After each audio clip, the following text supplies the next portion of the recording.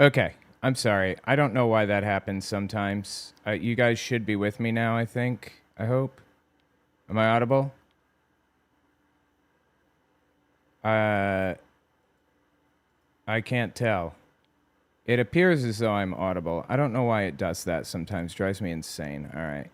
Now I gotta erase all of my recordings and start everything over, damn it. Okay. Just a second. Sorry. I don't like my soundboard. What the fuck is going on with this thing? For real, this is driving me insane. All right, there we go. My soundboard updated the other day. My Rodecaster Pro 2 soundboard updated, and it just broke everything. It broke everything.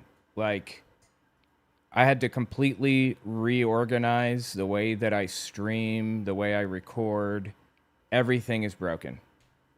And that really upsets me greatly. This is like a fundamental change to the way the entire thing interacts with your computer, too. It wasn't a little change. They switched from using multi-track USB to using ASIO drivers. And yeah, it just turned everything into a huge mess. So I'm just formatting my my soundboard recordings right now so that I can start recording again. Almost done. I can't even play sound effects on my soundboard while it's formatting. I'm sorry. Just a second. It's making it. Any 5 minutes now. Formatting. Please stand by. There we are. Finally. Okay. Let me start. I'm writing another book. I think I've decided that I'm going to write a book. There's a book written by... I mean, this is going to be like months down the line. This isn't happening now. I've got the outline hammered out, but Richard J. Evans wrote this book called Hitler's People, and it just kind of talked about... It was a collection of essays, basically, like big influential people all the way down to smaller people. Like, it had an essay on Hitler, on Goring and Himmler, and so on and so forth. And they were like, you know, between 5 pages and 100 pages each, depending on how important the figure was. And then it had other figures, too. Eichmann and Jodl, the general, and people like that.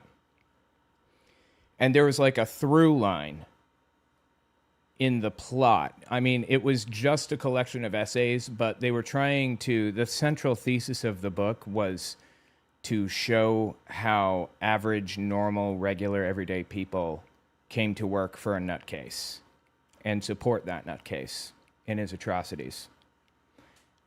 So the name of that book is Hitler's People. It was really good, except I don't like Richard J. Evans that much because I've caught him in a few mistakes. Anyway, I've decided to write one called God's People, and it's basically going to be the major figures in Germany, in the church during World War II.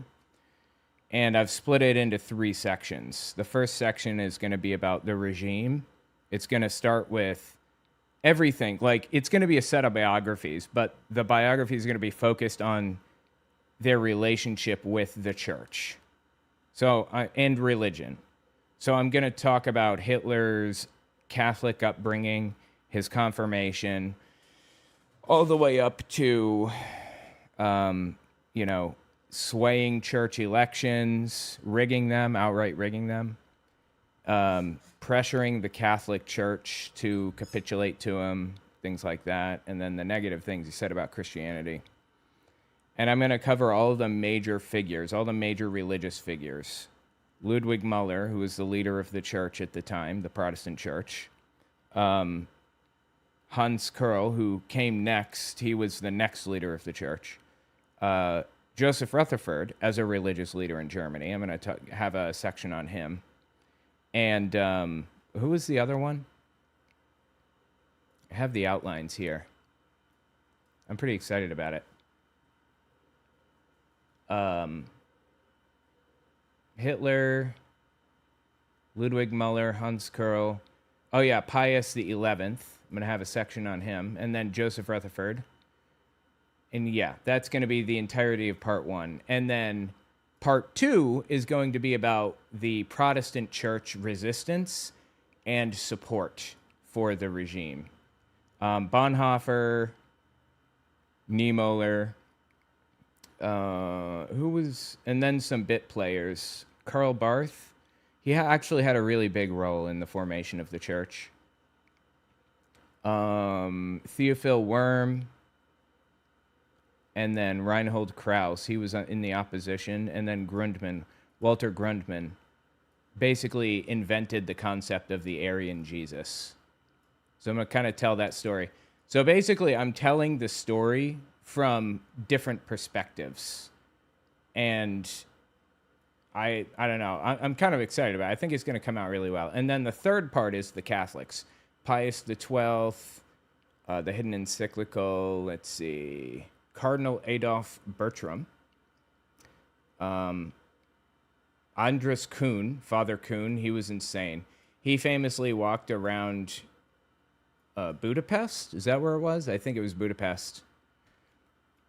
With murder squads, and he would hold up his cross and say, "In the name of Christ, fire," when they found a group of Jews that needed killing, if you will. It was insane. He's just an insane figure. I think he was excommunicated eventually and then executed by the Allies. Clemens von Galen is on the list for the Catholic Church, and then Bishop Alois Hudal, who's responsible for the rat lines for getting Nazis out of Germany safely through the Vatican. And then I've got an epilogue and stuff. So I think that's going to be really interesting. I know so much about this subject, it's ridiculous, but I'm doing even more research on this, specifically on Father Kuhn. It's hard to find solid primary sources or even secondary sources on the guy. I found a book that has been out of print since 1963 that I'm text-to-speeching. I'm not sure if I have that one TTSing at the moment, but yeah. And I have 3 others going at right now. Hitler's Priests, Catholic Clergy, and National Socialism, The Siege of Budapest, 100 Days in World War II, and finally, Nazis on the Run, How Hitler's Henchmen Fled Justice. Those 3 will be for the last section. I'm pretty excited about it. I think it's going to be good. And I'm glad to finally have the outline hammered out. It's going to be interesting. And I really like the title, too, God's People, in contrast to Hitler's People. All right, cool. Well, let's hit the first story, shall we? Alex Jones. Oh, I'm sorry. Let me write down my timestamps real fast. Hold on. Timestamp starts at 6 minutes. Awesome. Alex Jones has fully turned on Donald Trump. I know I've said that before. I know it's looked like he's turned on him before, and he has been critical in the past. He has turned on Donald Trump. Listen to what he says. Calls himself a rattlesnake. I'm just going to scorch earth Trump to get him back on track. Only way to do it is to go after him viciously. You've already shed all over me. And if you try to rub it in, I just, at that point, I don't care anymore. So if you think I've been coming after you, if you think that I'm trying to get clicks by attacking you so the Democrats that don't buy anything from me and don't like me want to put me in jail, if you think I've been on your ass. What Democrat wants to put you in jail? You're a scumbag, but I don't know of any. I mean, did he break the law or something? I'm unfamiliar with. He's got this ridiculous victim complex where he's always the center of persecution. Please. Democrats that don't buy anything from me and don't like me want to put me in jail. If you think I've been on your ass, say one more thing. One more thing out of your mouth. And Laura Loomer, send him this, okay? One more thing. Oh, shit. They are not getting along. When I've gone through hell back in your ass because you were the lesser of 2 evils, then I'm going to show you how to cow eat the cabbage. Do one more thing. You should be kissing my ass. But it's By the way, he did do one more thing. Donald Trump basically tweeted about Alex Jones, I believe, after this. It might have been right before this, and maybe this was inspired by that. I'm not super sure. But here's what Donald Trump said. Let me just open the link. Hold on. I'm not going to do the Trump voice for this whole thing. I know why Tucker Carlson, Megyn Kelly, Candace Owens, and Alex Jones have all been fighting me for years, especially by the fact that they think it's wonderful for Iran, the #1 state sponsor of terror, to have a nuclear weapon. Because they have one thing in common, low IQs. They're stupid people. They know it, their families know it, and everyone else knows it too. Look at their past. Look at their record. They don't have what it takes, and they never did. They've all been thrown off television, lost their shows, and aren't even invited on TV because nobody cares about them. They're nut jobs, troublemakers, and will say anything necessary for some quote-unquote free and cheap publicity. Now they think they get some clicks because they have third-rate podcasts. All three of those last words were capitalized. But nobody's talking about them, except for the President of the United States, of course. And their views are the opposite of MAGA, or I wouldn't have won the presidential election in a landslide. MAGA agrees with me and just gave CNN a 100% approval rating of Trump, quote unquote, not hand-flailing fools, all capitalized, hand-flailing fools, proper nouns, I guess, like Tucker Carlson, who couldn't even finish college. He was a broken man when he got fired from Fox, and he's never been the same. Perhaps he should see a good psychiatrist. Or Megyn Kelly, who nastily asked me the now famous, quote, only Rosie O'Donnell, unquote, question, or, quote unquote, crazy Candace Owens, who accuses the highly respected First Lady of France of being a man, when she is not, and will hopefully win lots of money in the ongoing lawsuit. By the way, I don't know if anyone else noticed this, but there are a lot of M-dashes in this. I use M-dashes all the time, unironically, in my own writing. I know people say this is a sign of AI. It is not necessarily, but in this one case, I think it might be. I don't know. It reads an awful lot like Trump. Did somebody train an AI to sound identical to Donald Trump? It's so, like, flailing and all over the place and nonsensical stream of consciousness, right? That's very Trumpian. All right, let's continue. I'm sorry. That whole thing was like a run-on sentence, practically. I didn't have anywhere to stop to say that, so I had to stop in the middle of a sentence. Actually, to me, the First Lady of France is far more beautiful woman than Candace. In fact, it's not even close. Or bankrupt Alex Jones, who says some of the dumbest things and lost his entire fortune, as he should have, for his horrendous attack on the families of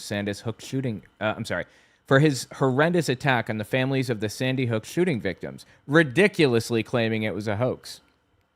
These so-called pundits... Am I back up? I think I'm back up. Please tell me in the comments if I'm up. Testing. Testing, 1, 2, 3. I think I'm up. I'm sorry. That was my fault. Well, it wasn't my fault. It was my circuit's fault. Actually. Am I good? I'm just trying to refresh my chat. I am back. Okay, good. Thanks for waiting, guys. I appreciate that. I'm sorry. Had my air conditioner on and it blew the circuit, unfortunately. Or, wait, it says I'm disconnected again. I just want to be sure that I'm here. 44 months, support continues. I should be good now, I believe. That wasn't an internet or a circuit issue again. It was just my internet kind of cutting in and out. I think we're okay. Yeah, my circuit is okay, I believe. Yeah, no sweat, Nerico. I appreciate the art. I like watching it. Thought I was losing my mind. No, we're good. Yeah, technology hates me today. All right, let's continue. Or bankrupt Alex Jones, who says some of the dumbest things and lost his entire fortune, as he should have, for his horrendous attack on the families of the Sandy Hook shooting victims, ridiculously claiming it was a hoax. These so-called pundits are losers, and they always will be. Now, fake news CNN, the failing New York Times, and all of the other radical left news organizations, all of this has random capitalizations through it. I don't understand. Are hailing them and giving them positive press for the first time in their lives. They're not MAGA, they're losers, just trying to latch on to MAGA. As president, I could get them on my side anytime I want to, but when they call, I don't return their calls because I'm too busy on world and country affairs. And after a few times, they go nasty, just like Marjorie Trader Brown, but I no longer care about that stuff. I only care about doing... But I no longer care about that stuff. I only care about doing right for our country. MAGA is about winning and strength.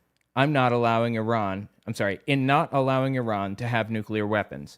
MAGA is about making America great again, and these people have no idea how to do that. But I do, because the United States is now the hottest country anywhere in the world.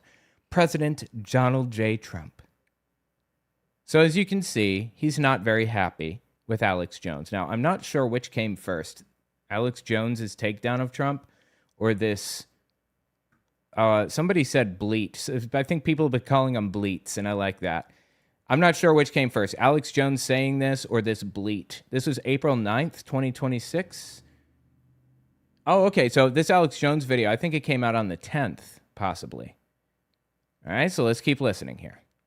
Instead, you shit all over me and rub it in. I'm not looking for a fight, but if you want one, you came to the right place.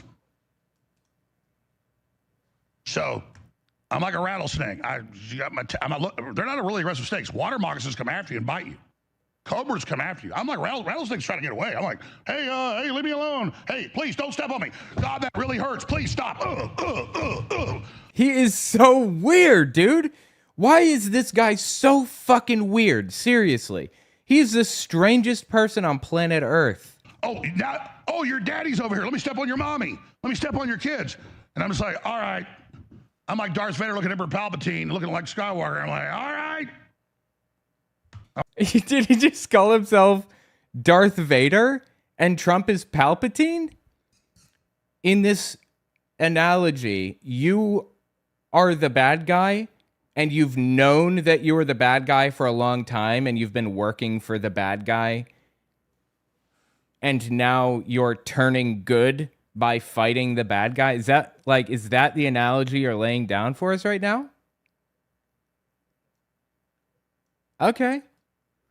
Nick Fuentes held up a blue America First hat on his show, then held up a MAGA hat calling the movement stupid and completely overlaw. I've seen that. I've been watching Fuentes completely turn on Trump, and it's been a fascinating watch, to say the least. I'm going to politically throw you down the reactor shaft in 2 seconds. And just, hey, does Alex Jones bluff? No, I don't. You think I'm intimidated by you, Trump, the president of the United States?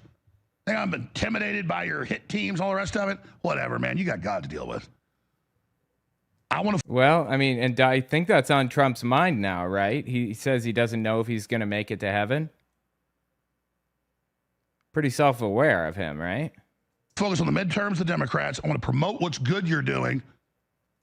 And I want to be left alone. So that was the main, clip in the center, but he shows I have the entire, the context surrounding it. So just keep listening here. Now, most people would imagine today, if you tune into my show, with Trump viciously attacking me yesterday, with a bunch of baseless garbage, that I would just be spending all day attacking him and just Well, it's not baseless.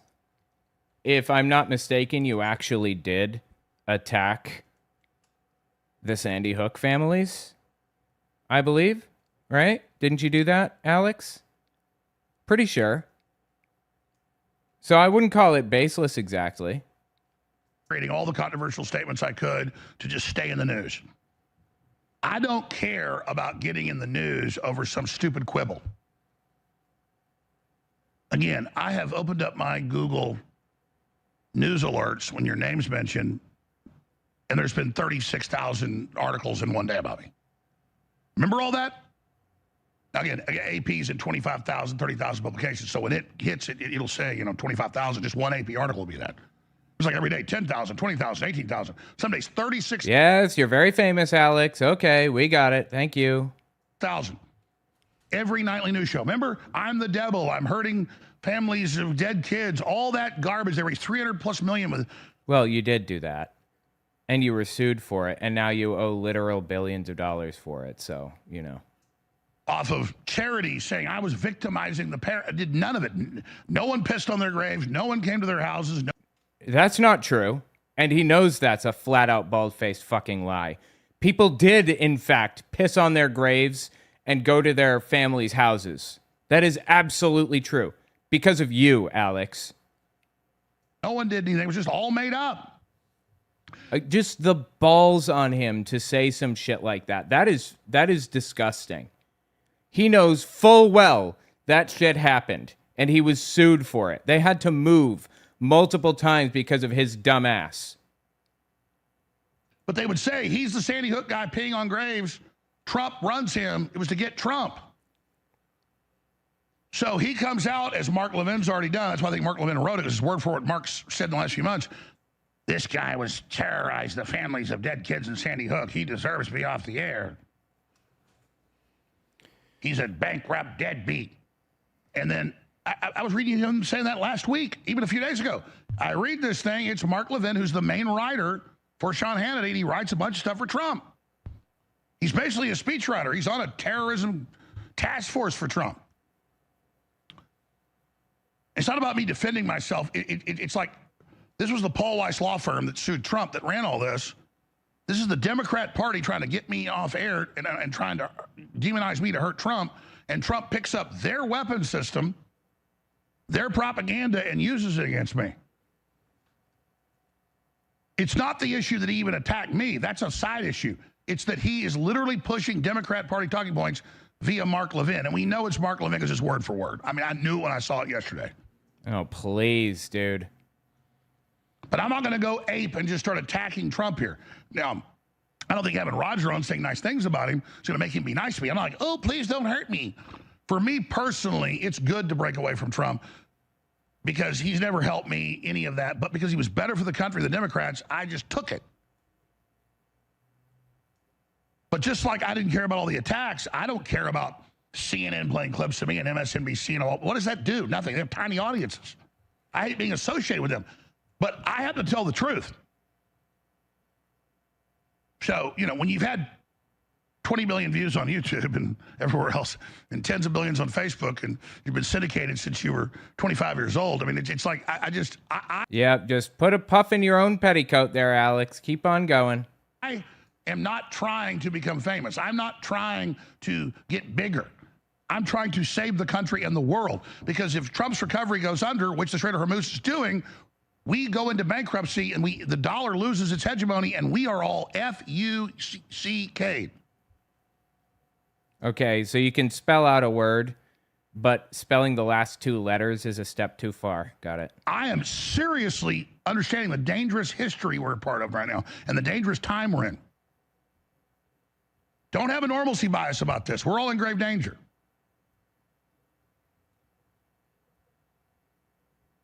But this morning, I had made the decision while I was lifting weights. So you get blood pumping your brain, it's really working well. I bet, yeah. You seem like the kind of person who lifts weights.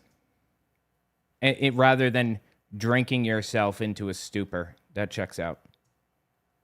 And hit the weights, do some heroic moves. That's the workout we're doing this morning. I was pouring. Do some heroic moves? Is that what he just said? Lift some weights, do some heroic moves? Sweat. Nice 80-minute workout. And I said, I'm just going to scorch earth Trump to get him back on track. Only way to do it is to go after him viciously. Because, I mean, look, the Democrats are infinitely more corrupt than him, and he wasn't really corrupt the first term. The insider trading. You cannot be serious with this. Trump was not corrupt in his first term?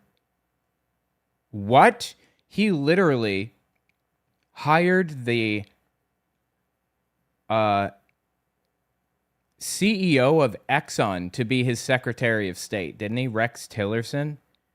What are you talking about? He was not corrupt in his first term. What a wild thing to say. Now, all the kids of the cabinet officials, it is just robbery town. And I'm like, am I going to just sit here and wait for Todd Blanche to indict me for something? Am I going to just sit here and wait for Trump to attack me? But I'm like, well, I need him to get back on track. I need him to turn things around.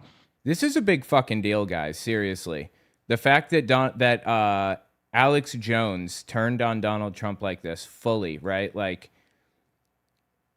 he's ready to go after him. He's ready to call out the corruption.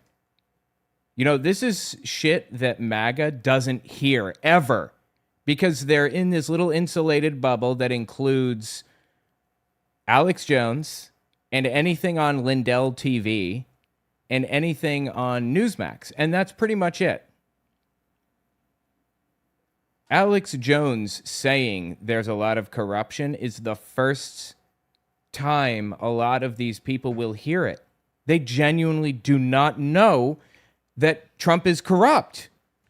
And if they hear something about corruption, it's going to come from outside of their regular media environment, and they're going to assume it's just a Democrat smear. Well, now they're hearing it from inside their media environment.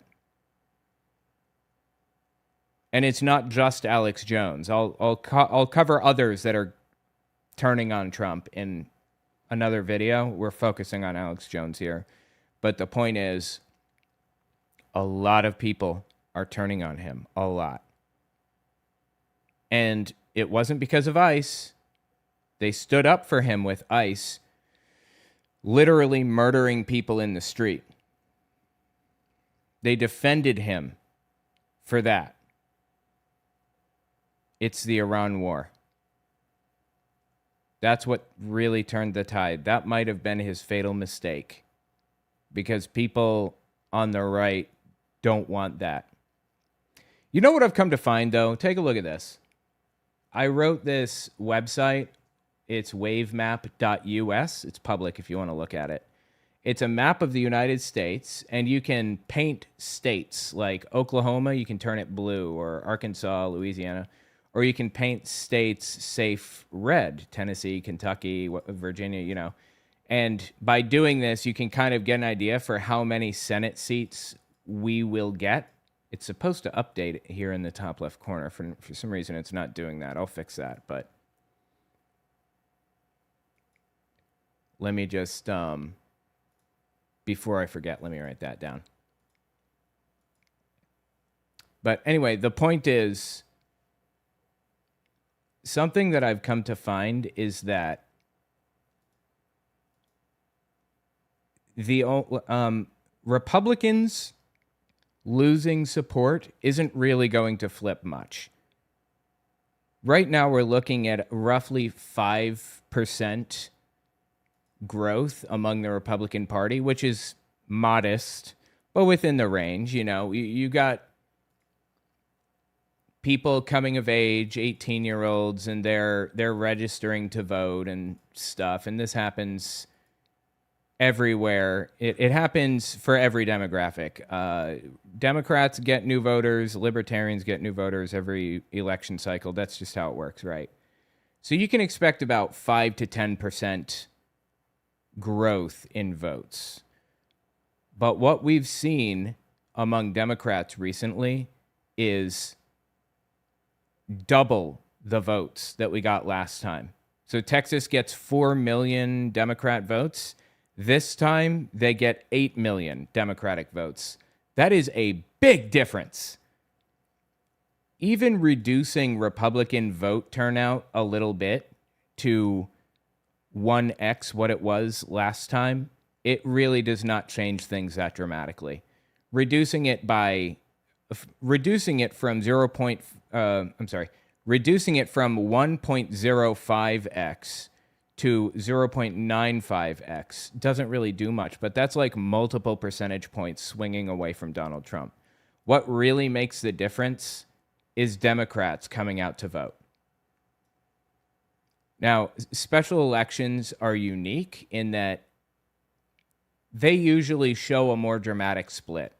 So if we see, a 25-point swing in Democrat districts in special elections, we can probably expect something a little more modest in general elections, maybe a 20-point swing, maybe a 15-point swing instead. But I believe that this is what we're going to see, 55 U.S. Senate seats in 2026, based on Texas voting, based on all the special elections. And you can mess with the sliders on my website if you want. If voting trends hold up to what's happening in Texas, in West Virginia, in North Carolina, in everywhere, we may see 60 Senate seats. We may get a 3/5 majority, in all seriousness. We might.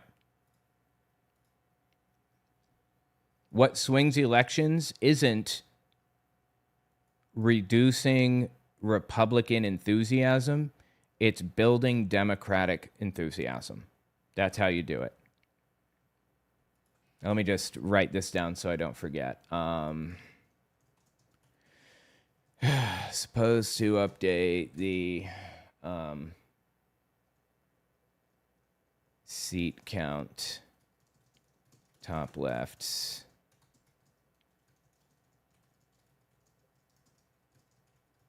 All right, just a little reminder there I got. Okay, let's continue.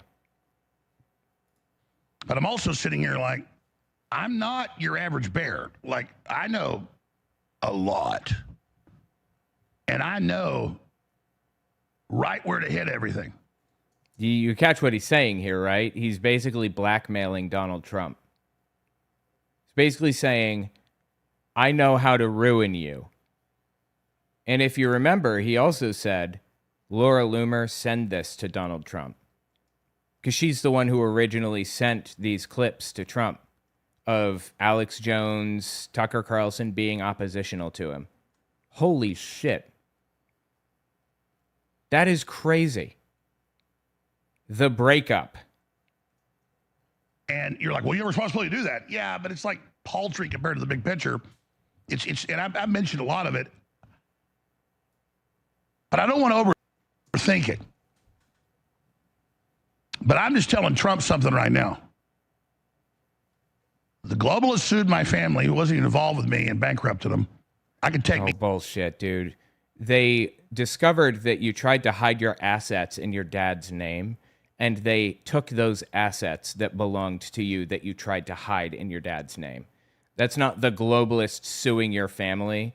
That's the court system doing its fucking job and not allowing you to get away with cheating these families out of what they deserve. Being attacked. I've been through a lot of stuff. And if I see any inkling, with Mark Levin, everybody calling about me being deplatformed again, and you're calling for everybody's arrest, if I see any of that, and it's not like I'm saying this so they leave me alone. I'm on the verge of it, but there's so much, the Democrats are so much worse that I don't want to make my full-time show a war against Trump. But if here's the thing, you've already shed all over me. And if you try to rub it in, I just, at that point, I don't care anymore. So if you think... So there you go. This is the clip at the beginning that we saw. I've been coming after you. If you think that I'm trying to get clicks by attacking you so the Democrats that don't buy anything from me and don't like me want to put me in jail, if you think I've been on your ass, say one more thing. One more thing out of your mouth. And Laura Loomer, send him this, okay? One more thing.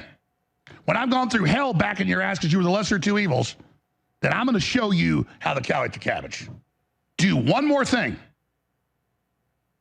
You should be kissing my ass. But instead, you shed all over me and rub it in. Okay. I'm a Christian, but I ain't Christ-like, okay? And you're proud of that? And I hate the Democrats, I hate the left, I hate the WF, I hate the globalists so much that I've sat here and put up with crap, you not defending me, you letting Todd Blanche kill the investigations of what the DOJ and CIA did to me and my family. And I just said, high road, don't really talk about it. I'll take it for the greater good. But there's only so far that I can take it.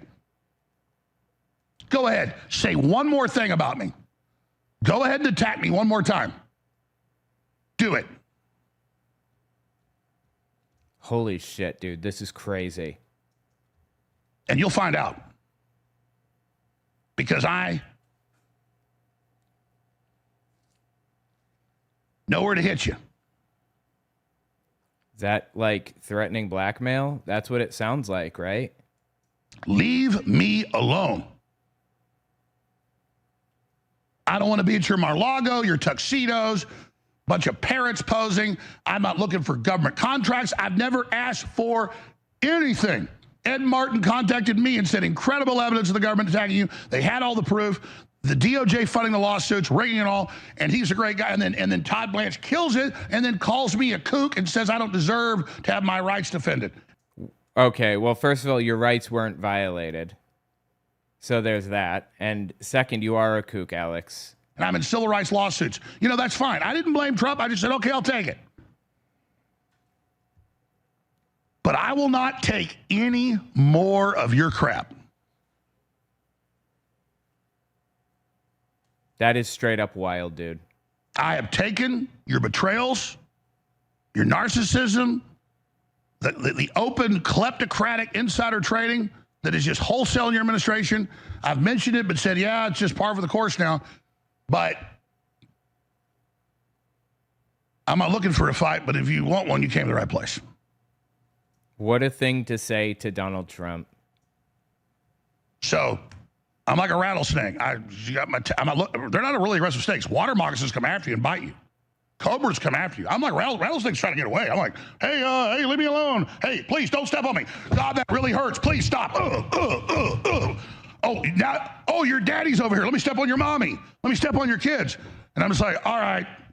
I'm like Darth Vader looking at Emperor Palpatine, looking like Skywalker. I'm like, all right. I'm going to politically throw you down the reactor shaft. He is so weird, dude. Anyway, it looks like that's basically the end of the clip.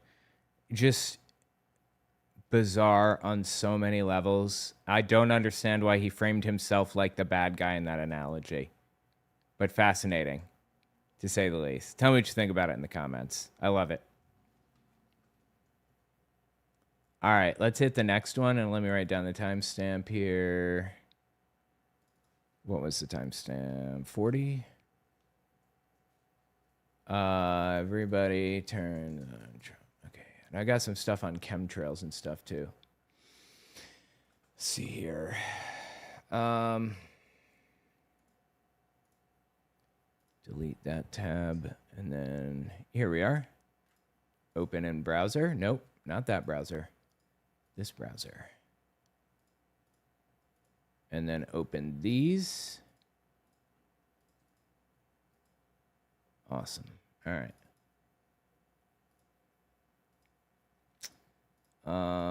Let's see. How do I want to order these?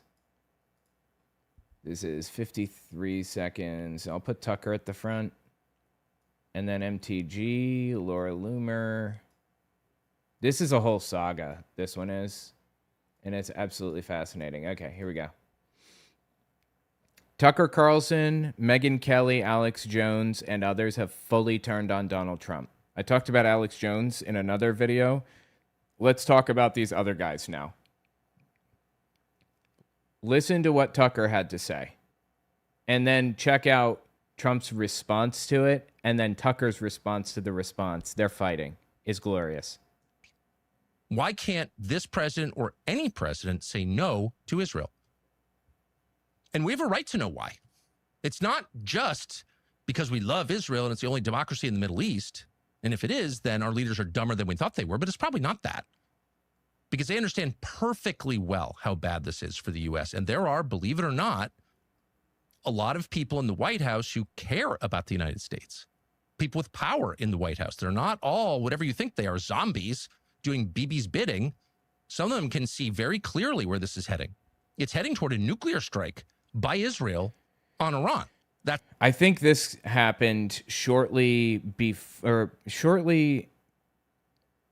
I'm not mistaken, it was right after Donald Trump posted that insane tweet about ending a civilization tonight if Iran doesn't do exactly what we tell them to, or whatever insane garbage Trump said in that tweet. If you guys didn't see that, it was nuts. Oh my God, it was horrifying and disturbing. It looked like he was preparing to drop a nuke. It looked identical to that. It's obvious. And that would be a world historic disaster. It's also clearly terrible for the American economy, for the American people, not even to mention the Americans who will die in numbers if this becomes a land war. So there are people working. Well, it's already a land war. It's been a land war for a little while. They sent in thousands, tens of thousands, if I'm not mistaken, of troops. It's absurd. Everything about it is absurd. Do you know how big Iran is? It's huge. It's like 90-something million people in that country. It is not tiny. And could we take Iran? Probably. Could we take China? Could we take Russia? Could we take all of them? Maybe. Why the fuck would we want to do that? Really hard, really late trying to fix this, to get a peace, even one that diminishes us, where we have to take some lumps. They are doing that. That's the only reason we got to where we were yesterday. It's because people in the White House, taking no credit for it whatsoever, were working to end this because it's bad. But those people predictably were undercut. Our country was undercut by Israel, and there's apparently nothing we can do about it. So again, why is that? And once this is over, even before it ends, every American has a right to know, why does this tiny country have so much control over our government? Tucker is a neo-Nazi. That's his reason for disliking Israel primarily. I don't like Israel because they're committing a genocide in the Middle East right now. Tucker does it because he just fucking hates Jews. So you got to take what he says with a grain of salt here. Is it consent? It doesn't look like it. Now, Joe Kent said point blank when he resigned. And by the way, the day he resigned, he retained highest level security clearance. They tried to tell you, oh, he was a leaker. He was under investigation. It was a lie. They admitted it was a lie. He wasn't under investigation by the FBI. Untrue. And you know it's untrue because he held his security clearance till the day he left the building. So there's no intelligence in the U.S. government that Joe Kent couldn't see. None. He was one of the most informed people in the world. And his conclusion was, there's something weird going on here. Yeah, he had some ridiculous conclusions about Charlie Kirk, too. He kind of implied that the government, I think he implied that Israel killed Charlie Kirk. It's just, come on. Israel did not kill Charlie Kirk, okay? But anyway, the point is that Joe Kent quit out of protest of the Iran war. He did not want to go into Iran. Why can't this president or any president say no to Israel? And we have a right to know why. It's not just because we love Israel and it's the only democracy in the Middle East. And if it is, then our leaders are dumber than we thought they were. But it's probably not that. Because they understand perfectly well how bad this is for the U.S. And there are, believe it or not, a lot of people in the White House who care about the United States. People with power in the White House. They're not all whatever you think they are, zombies. I don't believe that. I'm sorry. I just don't. I think everybody in the White House, everyone that Trump has put there, cares about themselves, about their own careers, about their own finances, their own money, their own greed. That's what they care about. And you cannot convince me otherwise with the shit that they're doing right now. But okay. Doing Bibi's bidding, some of them can see very clearly where this is heading. It's heading toward a nuclear strike by Israel on Iran. That's obvious. Oh, wait. Did this restart? Yeah, I think it did. Anyway, yeah, it did. It just cut the last 8 seconds or something. That was the restart. Anyway, so Tucker has turned on Trump, and Laura Loomer told on him. She went to Trump and told on Tucker. But the president has had enough of Tucker shit. And yeah, I'm just going to admit it. I sent the president Tucker Carlson's clip so he can see the shit that he says about him. I do. And I want that motherfucker Tucker Carlson to know that I'm the one who knifed him from the front. I want him to know. I'm not talking about physical violence, physical knifing, but yeah, I'm the one that sent the president all your shit, Tucker, because he deserves to see the fact that you are lying about him and you are smearing him and you are saying the most vile things about our country and our president, and you are creating so much chaos. You're going to cause the Democrats to take the House and the Senate. And you. Okay, that's not that's not Tucker's fault.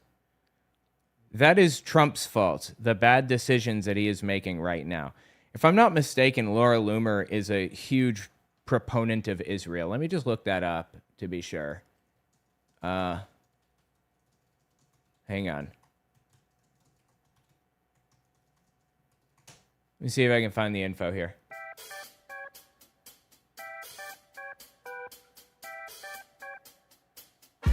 Yes. Laura Loomer is Jewish and staunchly pro-Israel. This is from New Lines magazine. Here. Donald Trump did nothing wrong. She's wearing that ridiculous shirt.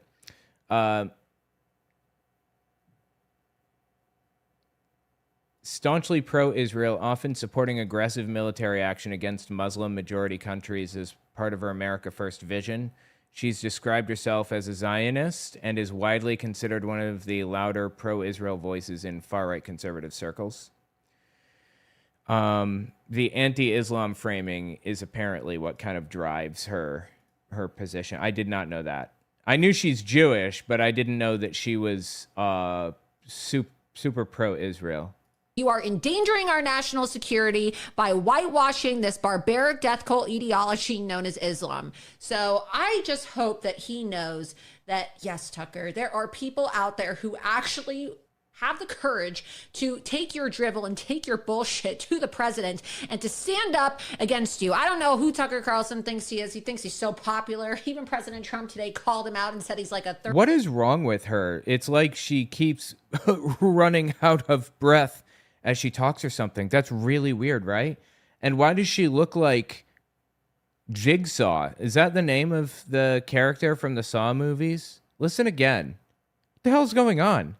Your drivel and take your bullshit to the president and to stand up against you. I don't know who Tucker Carlson thinks he is. He thinks he's so popular. Even President Trump today called him out and said he's like a third-rate podcaster. I don't know why Tucker Carlson thinks he's... What is going on with her? That is very odd. So fucking special. He's not. He's not special. He is endangering the lives of Christians, of Catholics, of Jews, and all non-Muslims in the way that he continues to whitewash this death cult ideology and the way that he continues to incite violence against evangelicals and Jewish Americans and even the president himself. That is really weird. The point is, she turned them in to Donald Trump, and that's what inspired, Trump to write that bleat as he did, or that zeet if it's on X, I suppose. Zeet. He writes zeets. Check out what Megyn Kelly said. I mean, honestly, Trump could drop a nuke and I'd still vote Republican over those people because they want to Avenue voter. This is before she was called out, but I find it fascinating that she supports Donald Trump fully, but any criticism of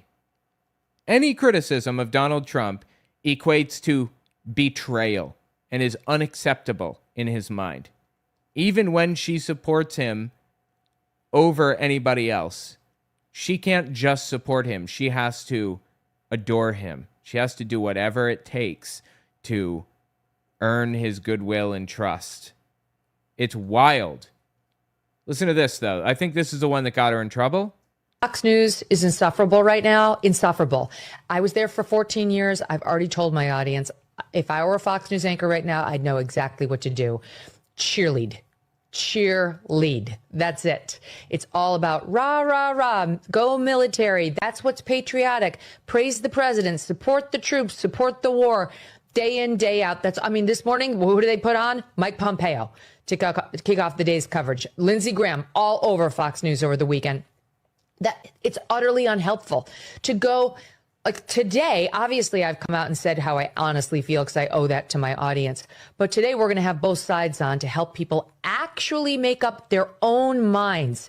You will not find that over on Fox News. They've got one mission, and that's to support these military groups, the military itself, and President Trump. It's just folly. It's folly, Sarab, and it's a fool's errand. Yeah, Megyn Kelly, the real truth teller, as we know. Totally.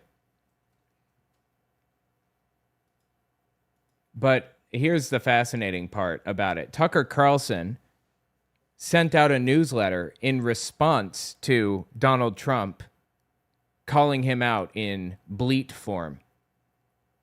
Let's see. Where is it? Here's the full text. Establishment media never reports this, but the Israeli government has a storied history of blackmailing U.S. presidents.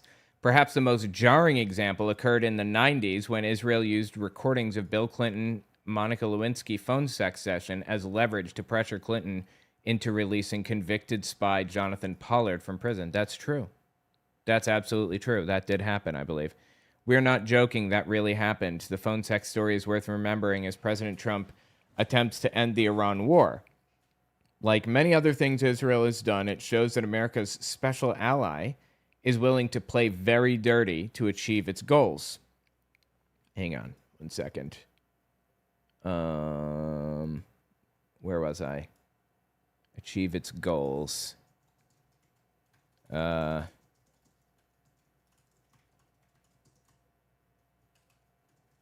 Newsletter. Okay. Here we are.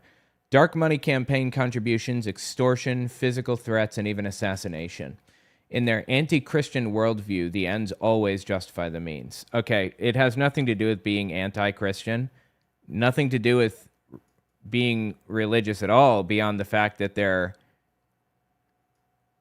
trying to bring about, like, Armageddon or whatever, the end of the world. That's pretty disturbing.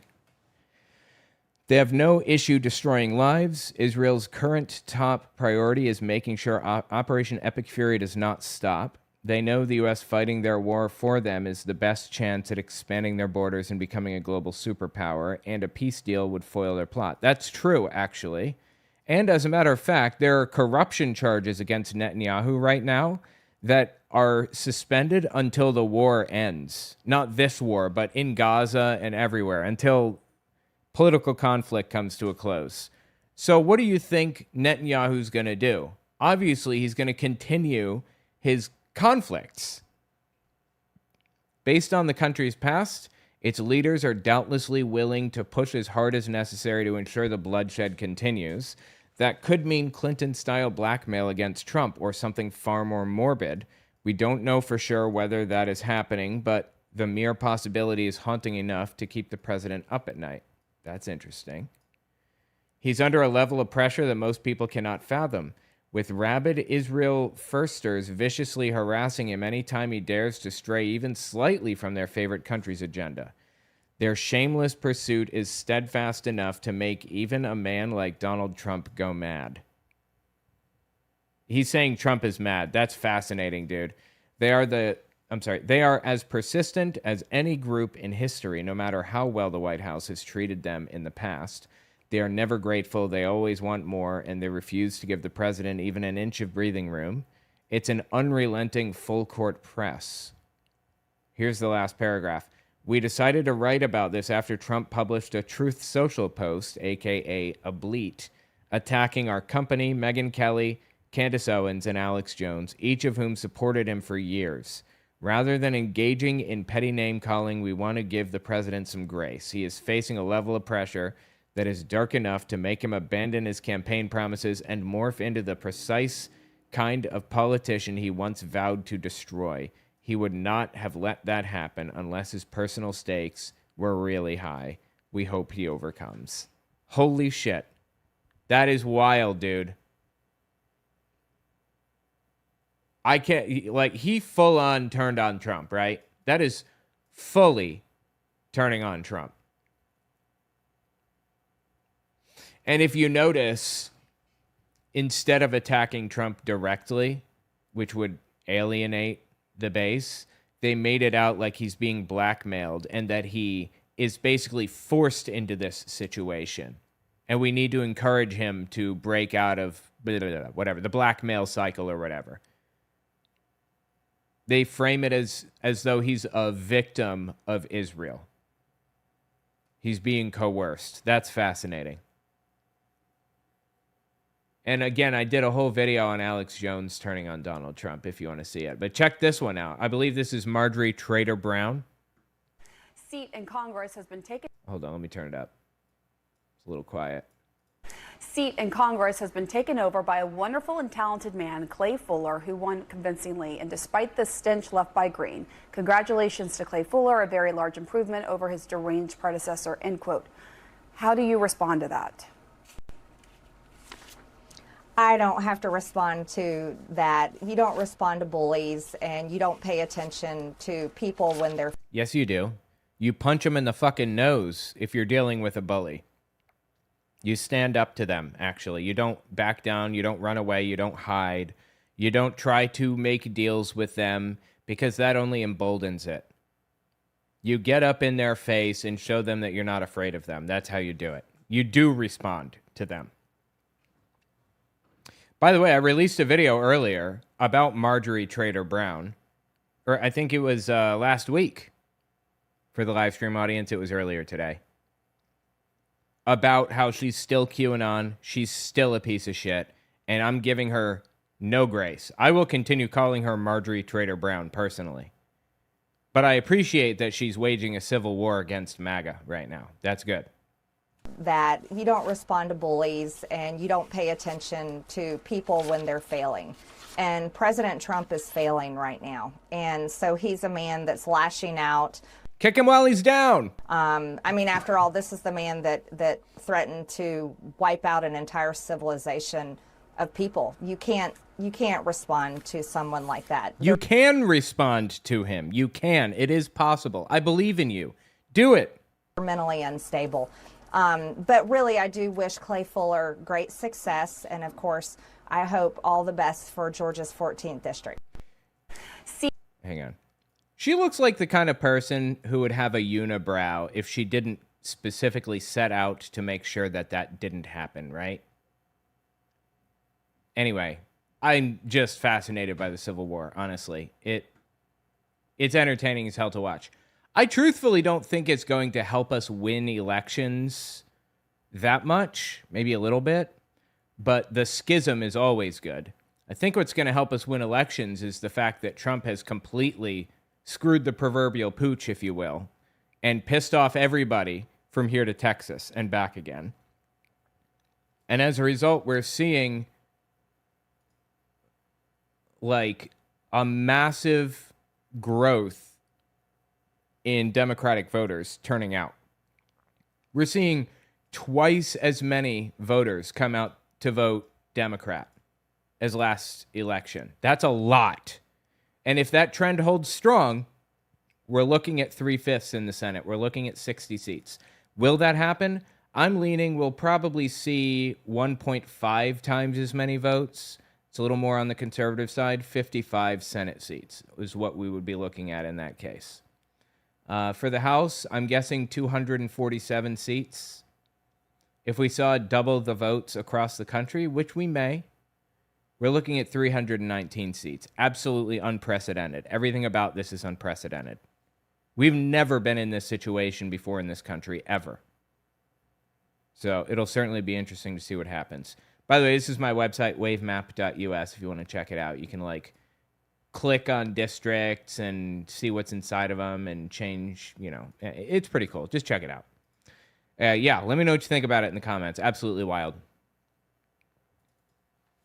All right, let me write down my timestamps. That was 102.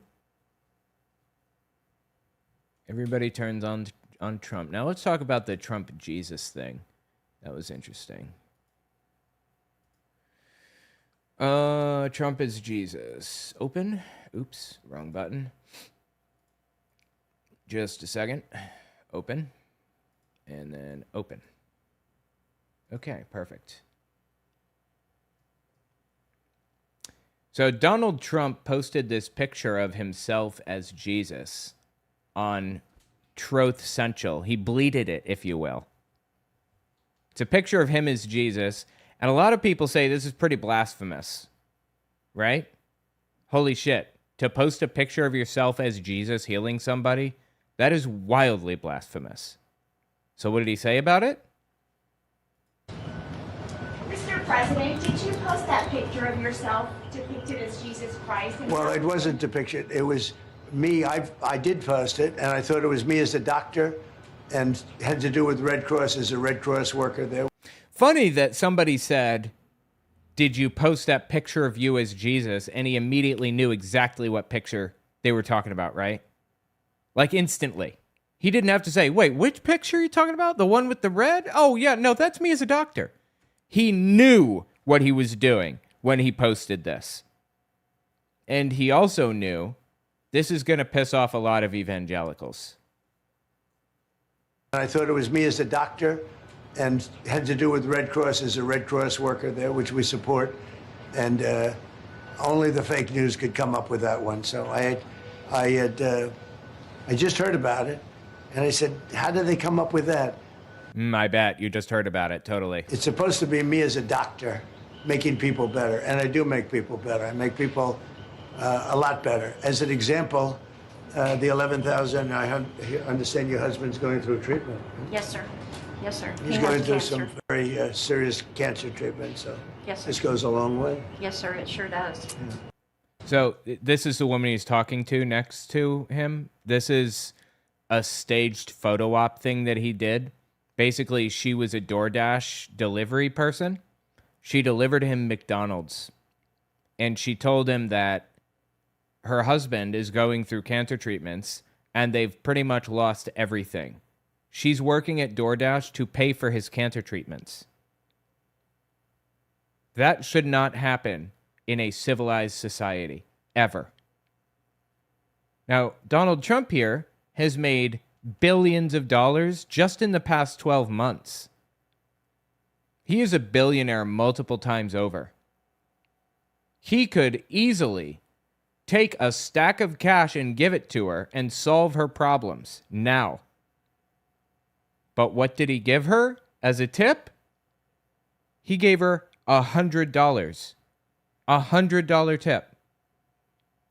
That's not life-changing amounts of money. For the record, I don't know what you think $100 buys you, Donald Trump, but it's not cancer treatment. And what was all that about you do heal people? Who the fuck are you healing in this scenario? You look over to this woman and talk about her husband. You're not paying for his treatment. You're not healing him like Jesus. Why did you even bring that up? You know, Trump giving her $100 is very reminiscent of that famous moment where Rockefeller gave a nickel to a little girl. He was, I believe, a billionaire in 1929. He was the world's first billionaire, if I'm not mistaken. This is a picture right here. And it was her birthday, and he gave her a nickel. Hang on, let me look this up 1 second.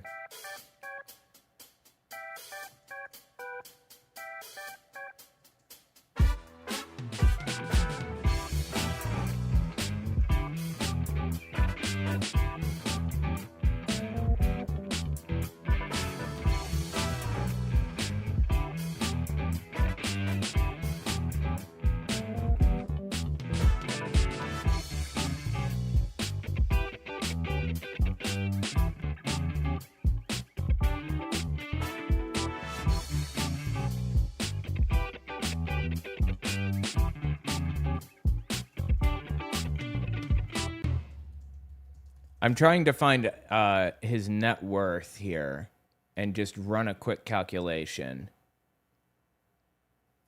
on what this nickel was worth.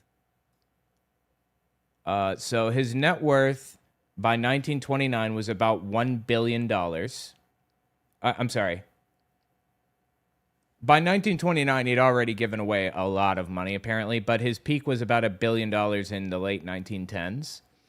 In 1929, he was still likely worth somewhere in the range of 1 to 1.4 billion. So just take, I think the average is like 50,000 a year. Isn't that or the median that people make? So 50,000 a year divided by 0.05 would be a nickel. And then apply that same amount to Rockefeller. So that's 1,000. So think about it this way. Say $50,000 a year is the median. I'm not even sure what it is at this moment. You're walking down the street, you see a nickel on the ground, you pick it up, put it in your pocket, use it for later, right? What would Rockefeller have to see laying on the ground to make it worth his time to pick it up? Is a nickel worth the time to pick up? Probably. I'd pick up a nickel. It would be $1,000 sitting on the ground. He would have to see $1,000 sitting on the ground for it to even be worth picking up. And he gave her a fucking nickel. He literally could have given her $1,000 and it would have meant nothing to him. Let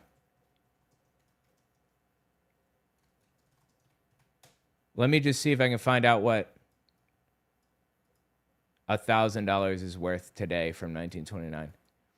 $1,000 in 1929 is worth $19,000 today. He could have given her $19,000 or the equivalent of $19,000, and he didn't. He gave her a nickel. I mean, how fucking cheap does it get? Donald Trump could literally give this woman $100,000 and it would mean nothing to him. Nothing. And he gave her a $100 tip. That is like the nickel story, the Rockefeller nickel story. It's nearly identical. Yeah, okay. Anyway. So Shane Vaughn, famously a Trump pastor, a Trump prophet, if you will, addressed the Jesus story. Listen to this. You can't believe God raised up Pharaoh. Sorry, let me turn it up. It's too quiet. And not believe he raised up Trump. 1 second. Just a little more. But so many of us believe. All right, there we are. You can't believe God raised up Pharaoh and not believe he raised up Trump. But so many of us believe that Donald Trump was used by God to do what? Whoop, whoop, to heal a nation, to lay hands on America and bring us back to our sovereignty. Let me ask every one of you that were shocked by this picture. If you'll look at that picture again, you'll really look at it. You'll see what you prayed for. Yeah, those 4 years when you were fighting for Donald Trump, you remember those days. How quickly we forget. You believed he was sent by God to lay hands on this nation and restore our military, make them fly higher than they've ever flown before, to heal our suffering nation. What you believed is in that picture. A man that God used to heal America. What an embarrassing excuse for literally depicting himself as Jesus. That's not blasphemous. Seriously, this is a pastor. How can you not see that as blasphemous? I mean, I guess it doesn't really surprise me, since Shane Vaughn has admitted to... I'm sorry, hang on. Yeah, since Shane Vaughn has admitted to being a cult member for Donald Trump. We would never be this defensive of Donald Trump if you would not have forced us into this cult mentality. It's my fault, you see. I did it. Yeah, we would now fight for Donald Trump. Why? We believe in justice. And when we see a man that God's put his hand on being attacked night and day, You are forcing us to look like a cult. I'm not forcing you to do jack shit. You don't even have to talk about the guy if you don't want. You are choosing to go out of your way and defend a pedophile rapist from accountability is what's happening, really. We're patient and steadfast in our support of a single man. We are cult followers. Yes, we follow a man. Yes, we do. And that man is not Jesus? We drank the Kool-Aid and it's orange. Just disgusting, dude. Seriously. I don't understand how these people cannot come to terms with the fact that they are right-wing extremists, that they're cult members. I know he admitted it here, but he's obviously being facetious. I don't understand how they can't come to terms with the fact that Donald Trump is blasphemous, that he is as close a description of the Antichrist as I have ever seen. I've never seen somebody fit it so closely. And I'm telling you, like, I've done multiple videos on whether Trump is the Antichrist. And if I really believed in this stuff, which I don't, I think it's all nonsense. But if I did, I would probably be convinced that Trump is the Antichrist based on everything that I've seen, based on everything he's done. His obsession with money, his obsession with image, with people worshiping him. But, this is Shane Vaughn. He's the guy who produced this. I've lived for the Lord my whole life, and I was dumb as a box of rocks and didn't know it. We know, Shane. Thank you for clarifying that for us. Anyway, tell me what you think about it in the comments. It's just embarrassing, dude. Absolutely insane. That was 14. I hope that was long enough. It should be. Okay, let's see what the next one is that I have here. Trump is Jesus is done.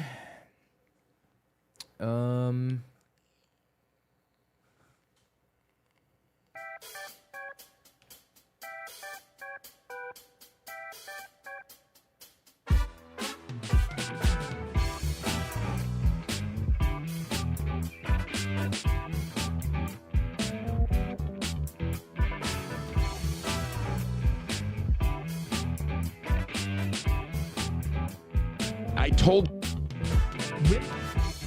Yeah. What?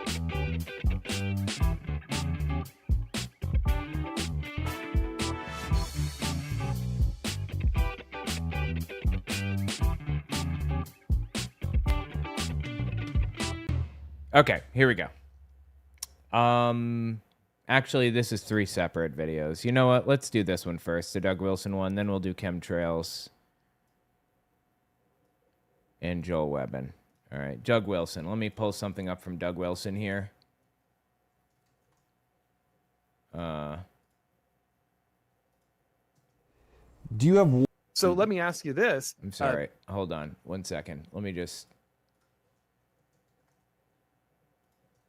Let me give you a couple of... Let me give you a couple of very practical examples. Okay. All right, we're going to shift the conversation now to the interview that took place between Tucker Carlson. Currently, every major... Shit, I actually want to watch this later, not now. I'm going to add this to my stream. Rename full, and then add to tabs stream. There we are. Currently, every major city in England is governed, it has a Muslim. All right, open that one. If we're trying to establish... Yep, and this one. Okay, good. And one more video from Doug Wilson. The president... This one. Perfect.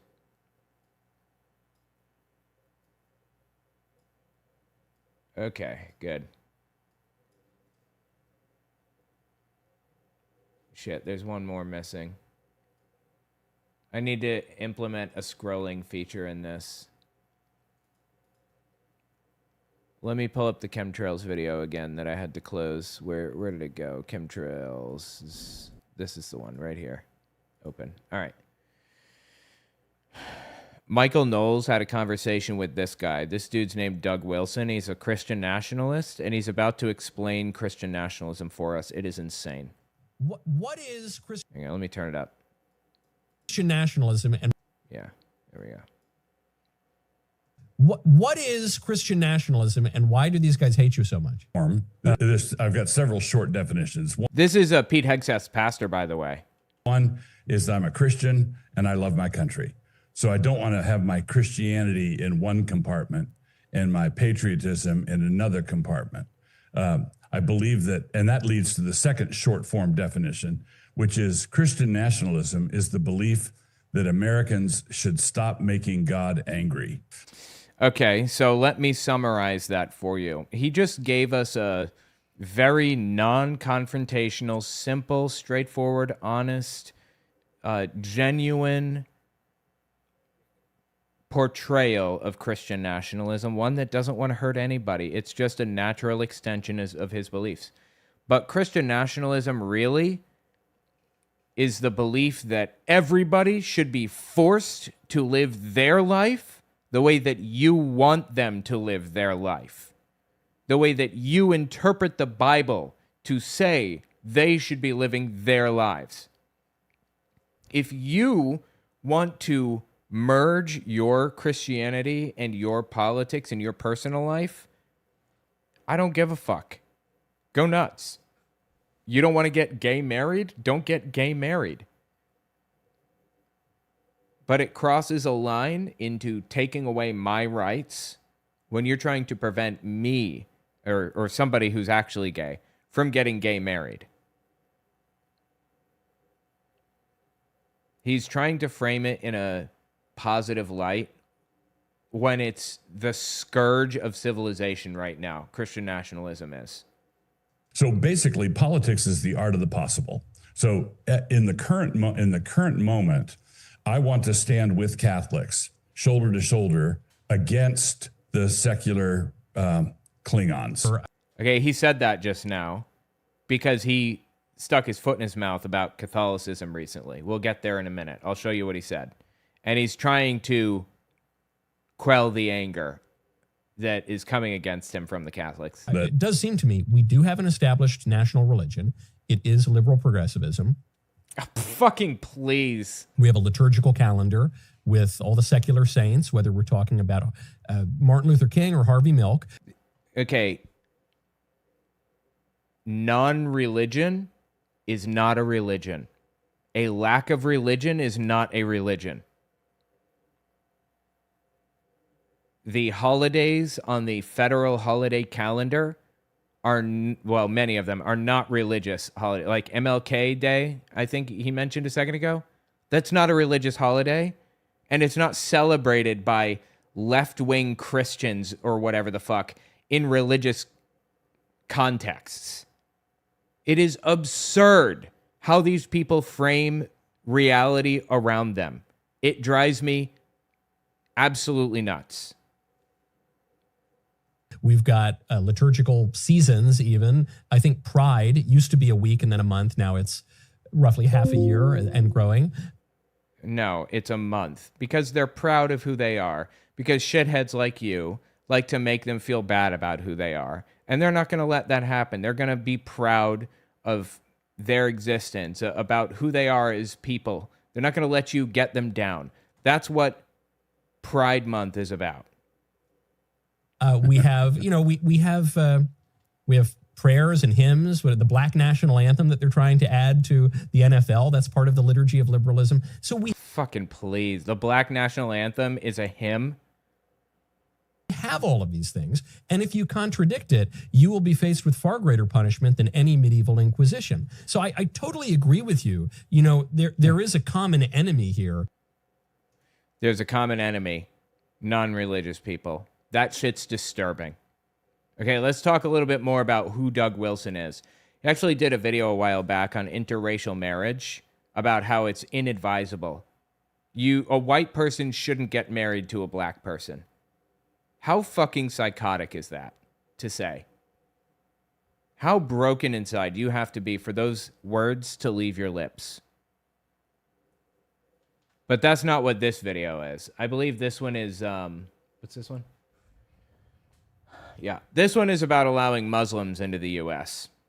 If we're trying to establish a Christian country, should we have our borders open or allow Muslims to come in and and live in a country that's distinctly Christian? I would say no in any kind of significant number, because it's the problem of assimilation. So if in a Christian republic could a Muslim come and visit Disneyland? Well, sure. But in a Christian republic, there might not be a Disneyland. Are you catching what he's throwing? Are you picking up what he's putting down? He literally just said, I guess they can visit, but there'd be no reason for them to visit. Have you ever seen The Handmaid's Tale?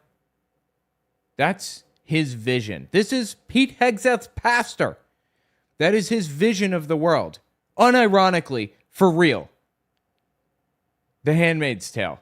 If you haven't seen it, it's basically a story about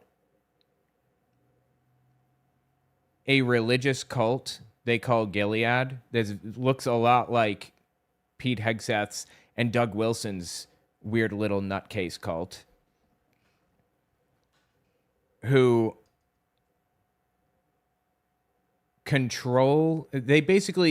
who enforce a Christian nationalist state. They force you to go to church on Sundays, which, by the way, is in Project 2025.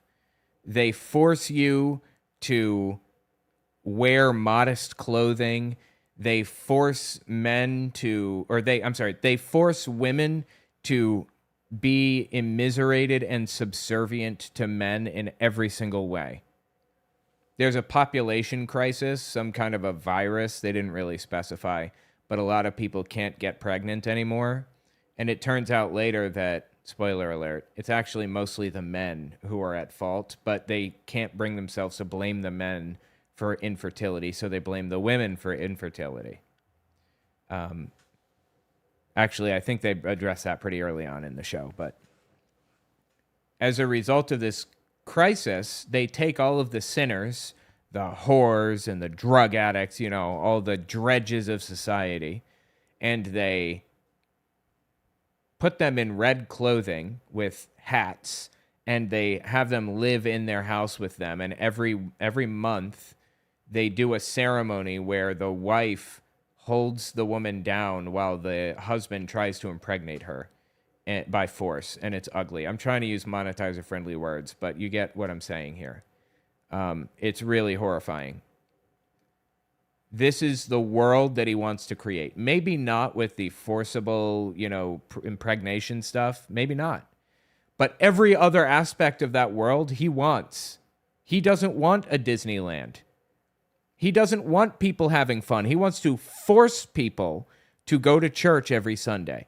He wants to force them to be a part of his religious group. He wants to discourage interracial marriage at a bare minimum. Again, I did a video on him and interracial marriage not too long ago, if you want to look it up. It's disturbing. And he doesn't want Muslims anywhere near this country. They'd be allowed in to visit Disneyland if we even had a Disneyland, is the point. but let's not get led astray. Yeah, could they? There's no border policy in terms of visiting and that sort of thing. If we were a Christian nation, then let's say a Muslim moved here, and let's say he was allowed to green card it, and he was settled down here. In the ideal setup, he couldn't hold office. He could, because we're a Christian nation, and he's not a Christian. Right. But that doesn't mean we imprison him or torture him. I'm actually surprised. I'm surprised to hear that from him. I'm surprised to hear him say, we don't imprison or torture them. Because they definitely did that type of shit in The Handmaid's Tale, and it seems like he's taking his cues from that. How does that work? Don't people work on Sundays? You mean, how does forced church service work? Societies have operated before where nobody works on a certain specific day. It's hard to manage, but like New York City, for example, Manhattan, every elevator in Manhattan, specifically the hospitals, on Sundays, stop at every single floor. so that they don't have to push a button, because using electricity is like burning a fire, and you're not allowed to light a fire on the Sabbath. So you can design cultures to work with nobody or very minimal staff working on certain days. It's hard, but it's doable. Thank you for the super chat. I really appreciate that. All three of you. All right, let's continue. Let me give you a little more context for who Doug Wilson is, because he's disturbing as shit, honestly. What's this one? No, let me find the Catholic one. Is this the Catholic one? Yes. Yes, this one is the one where he talks about Catholicism being restricted. Let me give you a couple of very practical examples. Okay. He's drawing out what the world would look like, ideally, in his mind. Could Muslims be here? Live? Yes, they could be. Could they hold political office? No. Could Muslims gather together with their Muslim family and friends to pray to Allah? Yes. Right? Could you have a mosque? Yes. Could they have a minaret, a prayer tower that issues a public call to prayer? No, because the public spaces belong to Christ. Isn't that interesting? So he recognizes what the public spaces are, like schools, parks and things like that. He recognizes that public spaces should restrict religion, but he doesn't want them to restrict his religion specifically. If you want to practice your religion in your private spaces, go absolutely nuts, but not in public spaces. He knows what he's doing.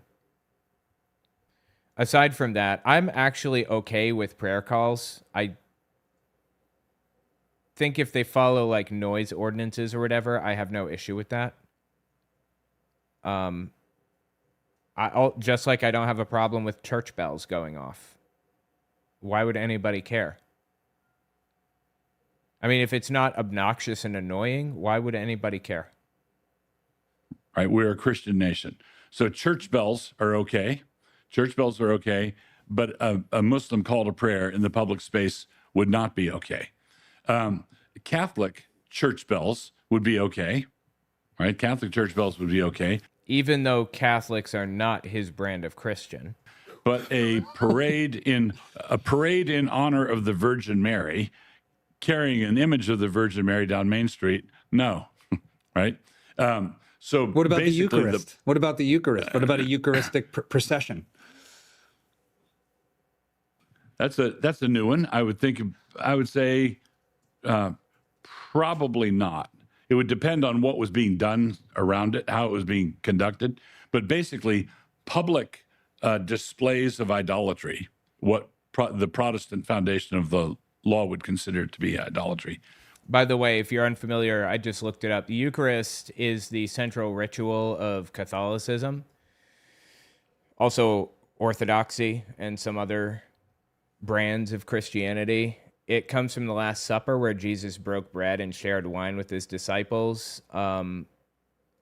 It's basically it's basically where you take communion. I believe the Eucharist is the actual bread. I'm not sure what this guy means when he says a Eucharist parade. That doesn't really make any sense. Would not be allowed. So you wouldn't have a Hindu procession with a Hindu god. You wouldn't have a procession of the Virgin Mary. And of course, that applies to any cultural stuff. There are a lot of Hindu gods that are just part of their culture. They have them in art, they have them in designs and stuff like that. It's not even necessarily religious. But all of that art would be banned. All of those cultural practices would all be banned in this dude's world. That shit is disturbing. What is wrong with him? Here's another one. This is him explaining how he intends to create a Christian nationalist state.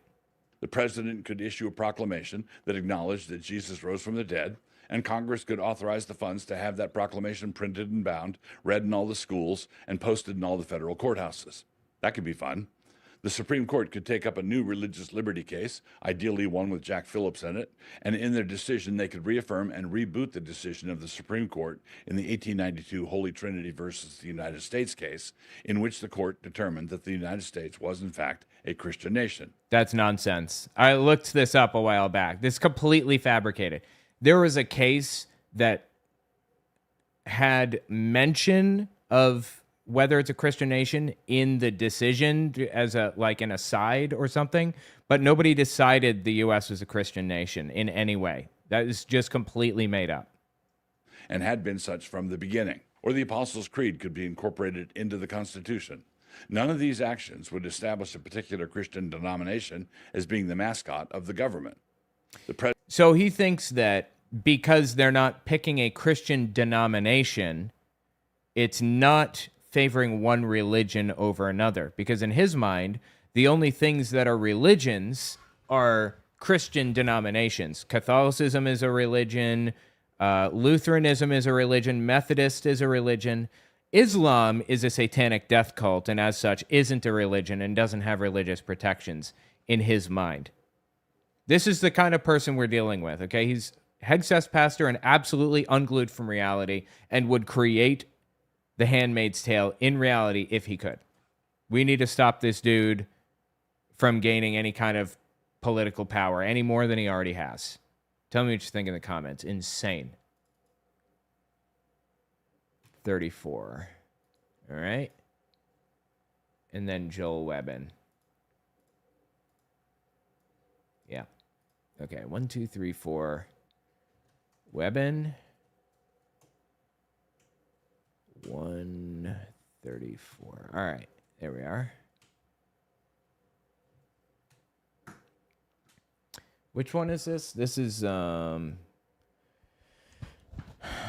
in Government, Divine Punishment. This one is Gay Jews. That one's going to be good. Yeah, let's do that. Actually, let's reorder these a bit. There we are. Okay. This is Joel Webbin. If you don't know him, he is a Christian nationalist pastor and also a neo-Nazi. Just listen to the insane stuff he said recently on his podcast. Women in positions, formal positions of... I'm sorry, let me turn it up a bit. Hold on. ...civil governing authority are God's judge. All right, try again here.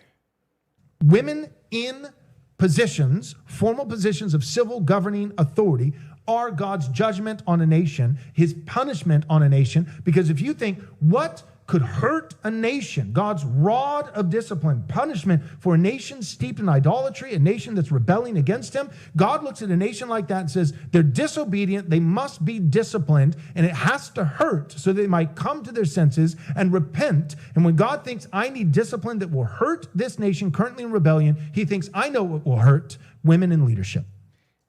Is that what hurts your heart the most? The idea that women could be in leadership, Joel? What a sensitive guy. He's so sensitive to being hurt, right? Need to protect his feelings by making sure women aren't in leadership. Nothing hurts more than women in formal leadership, because they will do exactly the opposite of everything that leads to prosperity and life and blessing.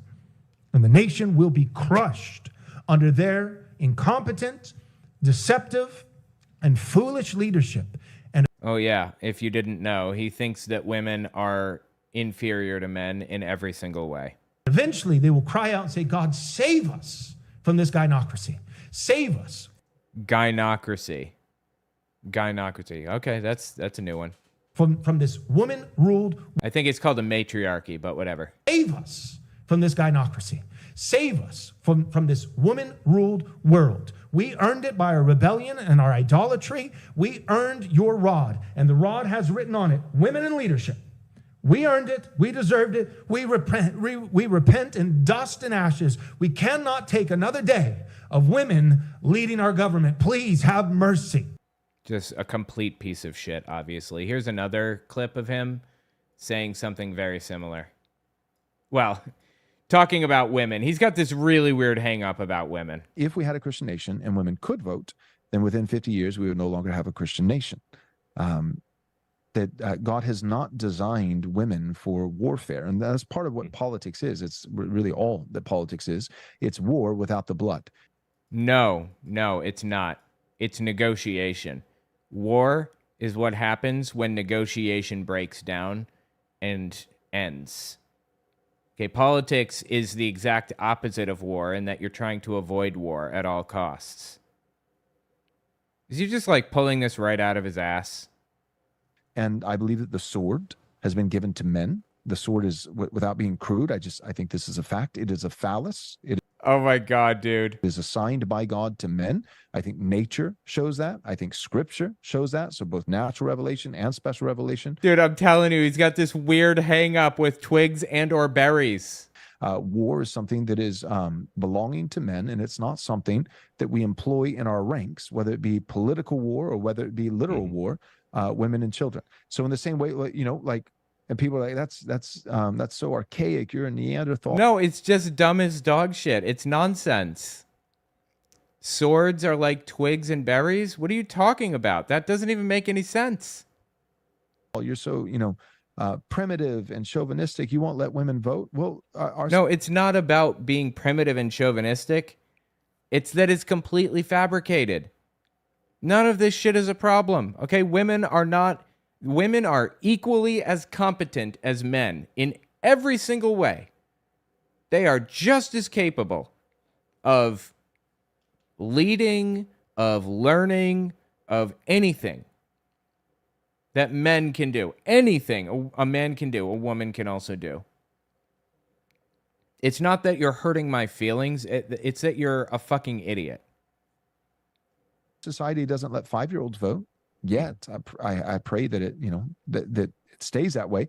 Comparing women to 5-year-olds. Intellectually, they're 5-year-olds in his mind. But we don't let children. Yes. We don't let children vote, and it's not just because of competency, because that would be the immediate counter as well. But their brain isn't fully developed, and so are you saying that a woman is like a child? Yes, but not intellectually. I'm not saying that. The question is how. In what way is a woman like a child? She is like a child in the way that God has appointed men to protect them. I don't understand. So you just spent literally 5 minutes telling us how women are not intellectually up to the job of leading, that they're not capable of doing it, and then you tell me that it's not because you think they're like children? Why'd you even make the comparison then? Just a complete bottom of the barrel piece of shit. All of these people are. Here's another clip from him. It gets even more insane if you can believe it. He's about to go on his anti-Semitic arc. You just, if you're wondering, what is American? Hang on, let me turn it up again. American politics. You just, if you're wondering, what is American politics? It is Jewish supremacy, gay Jews on the left, war Jews on the right. Gay Jews on the left, war Jews on the right. I mean, you're seeing how he sees every single situation through a neo-Nazi lens, right? Jews are what percent of the population? 6%, if that. Not even that, right? Hang on. Let me see if I can find out what the population is. It's got to be smaller than 6%. Give it a second here. It's 2 to 2.5% of the U.S. population. That's how much is Jewish. And you're telling me that Jews are running the right and the left? Please. He's conspiracy brained in every single way. Those are your choices. The only alternative is an American first Christian nationalism. My counsel is we're not playing the game anymore. We're not, well, let's vote for the war Jew so that we don't get the gay Jew. No. Let's vote for America first, Christian nationalist, race realist, patriarchal, and J-pilled. Let's vote for those guys and those guys only because... He means J-pilled. He's saying Jewish-pilled, avoid Jews. just insane. And he said race realist because he believes that black people are genuinely inferior to white people. What was the other thing he said? Let's vote for America First. Okay, whatever. Christian nationalist. Psychotic. Race realist. Wrong. Patriarchal. We already are patriarchal. And J-pilled. And that isn't psychotic. J-pilled. Vote for those guys and those guys only, because if that's what we do, then guess what? They'll run those candidates. The true strong man, right? The true Caesar who will come, when he comes, he won't play to leftist tropes. He won't. He won't give the pretense of diversity. Why? Because he'll really be diverse. He'll mean it. No, because he'll mock diversity. He'll mock it. He'll say, no, we're not going to pretend to be diverse because we're not going. What fellowship does light have with darkness? What fellowship does evil have with good? What fellowship does Christ have with Beelzebub? Diversity is an egalitarian scheme. So egalitarianism is evil then, I guess, in his mind. Egalitarianism basically just means equality. Equality is bad in his mind. Absolutely evil. Joel Webbin works with this guy a lot. Please go away, cat. Go. Joel Webbin works with this guy a lot. Stu Peters.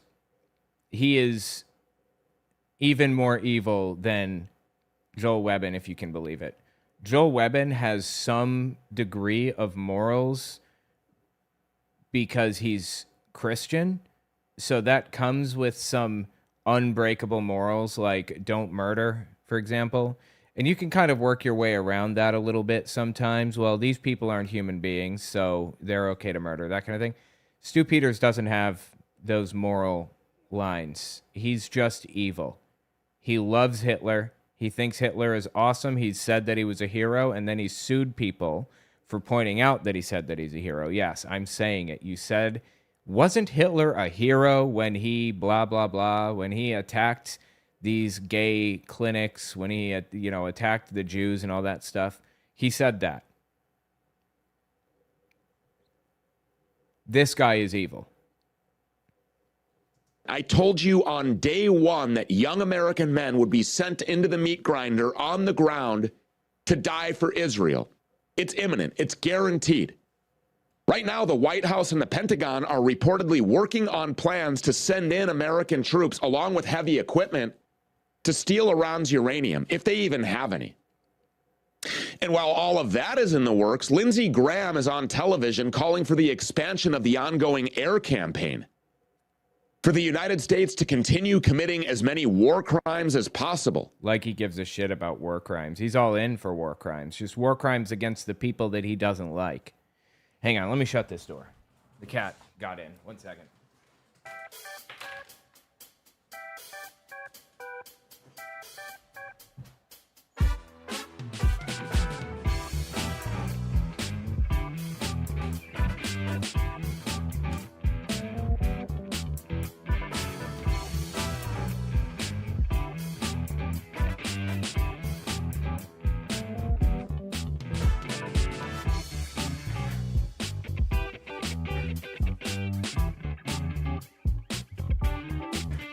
Okay, let's continue.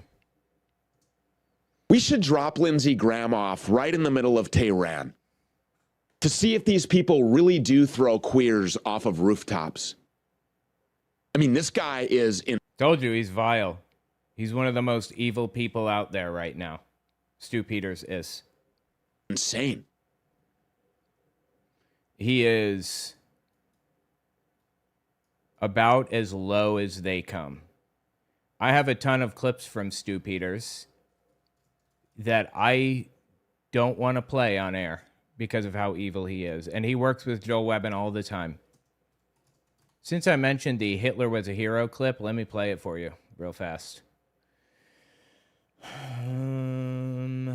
Where is it? I think this is the clip. It was war. Horrific things happened. Lots of people died. It was World War II. I don't believe that World War II happened as a result of the Holocaust. I don't believe that that was the reason for the war. And I'm asking a lot of questions about that. People don't like when I ask a lot of questions about that. No, I ask questions about it. I want answers. And I go in search of the answers and I find them and I'm satisfied. I say, oh, check that out. There's the answer to my question. He's framing questions, or he is framing statements in the form of a question to try to hurt his political enemies, to try to hurt Jews because he fucking hates Jews, as we know. He's evil, dude. I'm telling you, he is fucking evil. One of the most evil people out there, in my opinion. The reason for the war. And I'm regarding his statement that the war was caused by the Holocaust, I don't think it was. I don't think anybody claims it was. It was caused because Hitler stepped outside of his bounds and tried to take parts of Europe. And it eventually got to the point where it was untenable and there was war raging in a bunch of different fronts, and the US got involved, and that was kind of the end of the story. It wasn't because he was killing people. He had been doing that for like 6 years leading up to the war, or 6 or 7 years. Been an evil dictator, a ruthless person that murdered millions of people. I don't know, because of the propaganda that surrounds every war. He doesn't know if Hitler is an evil dictator. But for this, wasn't he a hero? Wasn't Hitler doing the right thing when he ordered these books to be burned and these places to be stormed by force? So there's why I'm so comfortable saying that he calls Hitler a hero. That was clear as day, him calling him a hero, right? These people are evil. Again, this isn't even the worst clip that I have of Stu Peters. There are some bad clips of Stu Peters.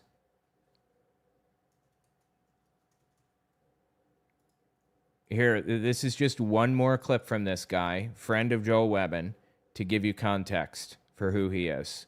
This country doesn't have a racism problem. We don't have a gun problem. We don't have a poverty problem that's causing mass violence. What we have here is a black problem. We have a problem with black crime. This is a group of people. You catch that pause of people? Because he, of course, doesn't view black people as people. That comprises 12 to 13% of the entire... Anyway, he goes off on this propagandistic lie about how there are more violent inherently than white people and all this other garbage. The point is, these people are straight up evil, all of them. Joel Webben, Stu Peters, Doug Wilson, you know, Pete Hegseth's pastor, Nick Fuentes, they're all bottom of the barrel evil. Tell me what you think in the comments. They need to be exposed, seriously. All right, yeah, I'll leave it at that. Let me write down a timestamp, and then we'll hit chemtrails. Wait, what was the timestamp on that? 138, 150, right? Chemtrails. 1, 2, 3, 4, 5, 6. Oh, shit, I forgot. I was going to read the Red Heifer script. Okay, let me read that, actually. I have a script about the Red Heifer. This is the first draft, so I'm probably going to go through and edit as I read and then reread. But I just want to record it so that it's, you know, in the pipeline. In January 2024, Hamas issued a public statement explaining, at least partly, why they launched the October 7th attacks on Israel. And buried in that statement was something that almost nobody noticed. They mentioned cows. Specifically, they mentioned red cows. What do cows have to do with this? The answer involves American evangelical Christians, apocalypse theology, the Israeli government, and a ranch in Texas. And once you understand how all of these pieces connect, you're going to look at what's happening in the Middle East very differently. Let's get into it. So first things first, what is the Red Heifer? The Red Heifer comes from the book of Numbers, chapter 19. It's part of Jewish religious law, the halakha, and it describes a purification ritual. In ancient Israel, if you came into contact with a dead body, you became ritually, oh my God, I'm going to get this sentence out. You became ritually impure. And the way you got purified was through a ceremony involving the ashes of a red heifer, a young female cow that had to be completely red, completely unblemished, and had never been put to work. Now, this sounds like an obscure religious rule from 3,000 years ago, but for most of Jewish history, it was. According to the Mishnah, one of the foundational texts of rabbinic Judaism, only 9 red heifers were ever sacrificed across thousands of years, from the time of Moses through the destruction of the Second Temple in 70 AD. They are that rare. The animal can't have more than a single non-red hair on its entire body. It's disqualified if it's ever yoked, used for labor, or even gets an ear tag. It's basically a biological anomaly. So why does this matter today? Because under Jewish law, the ashes of a red heifer are required to purify the Temple Mount before Jewish worship can resume there. And purifying the Temple Mount is a prerequisite for rebuilding the Third Temple in Jerusalem. And rebuilding the Third Temple is where things get very, very complicated. In Jerusalem, there's a raised plateau called the Temple Mount. In Arabic, it's called Haram al-Sharif. On that plateau sits the Al-Aqsa Mosque and the Dome of the Rock. These are among the most sacred sites in Islam. The Organization of Islamic Cooperation, the second largest intergovernmental body in the world after the UN, with 56 member states, was literally founded in 1969 specifically to protect Al-Aqsa. But that same plateau is also where the first and second Jewish temples stood in antiquity. The second temple was destroyed by the Romans in 70 AD. And according to certain strands of both Jewish and Christian theology, a third temple will be built there before the Messianic age arrives. Here's the problem. You cannot build the third temple without demolishing Al-Aqsa. They're on the same site. So when we're talking about rebuilding the third temple, we are by definition talking about the destruction of one of Islam's holiest places. Now, most Jewish Israelis, including most religious ones, do not consider this an immediate priority. A 2023 survey conducted by Mati Inbari, a professor of philosophy and religion at the University of North Carolina at Pembroke, found that only 10% of Israeli Jews support efforts to rebuild the temple. The traditional mainstream Jewish view is that God himself will bring about the third temple in the Messianic age. It's not a construction project for humans to initiate. But there's a growing movement of Jewish fundamentalists and temple activists who disagree, and they've been actively preparing for decades. The Temple Institute in Jerusalem has already reconstructed every vessel, every garment, and every piece of furniture that would be needed for temple worship. The golden menorah, the altar, priestly robes, all of it is built and on display at their visitor center. They've drawn up architectural blueprints based on descriptions in the book of Ezekiel. They've been training Levites as priests.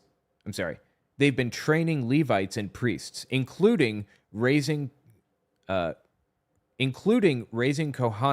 who have been kept ritually pure from birth by avoiding contact with dead bodies.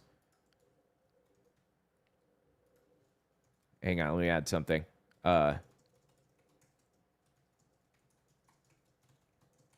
With the red. Believe it or not, Greg Locke, of all people, is involved in the Temple Institute and the Red Heifer Project. All right, now let me insert a clip of Greg Locke. 1 second. 1 second here. Let me just find the right clip. Sing louder. Scare the church into silence. Let me find the clip I'm looking for here. Hold on. Here we are. So, Lord, they got a temple to rebuild in Jerusalem. We may not theologically understand everything about those ramifications, but they got a temple to rebuild. And there's only one thing standing in the way of it. And I pray in the mighty name of Jesus, regardless of what anybody thinks about Greg Locke, you would bring that thing down to the ground, every stone of it.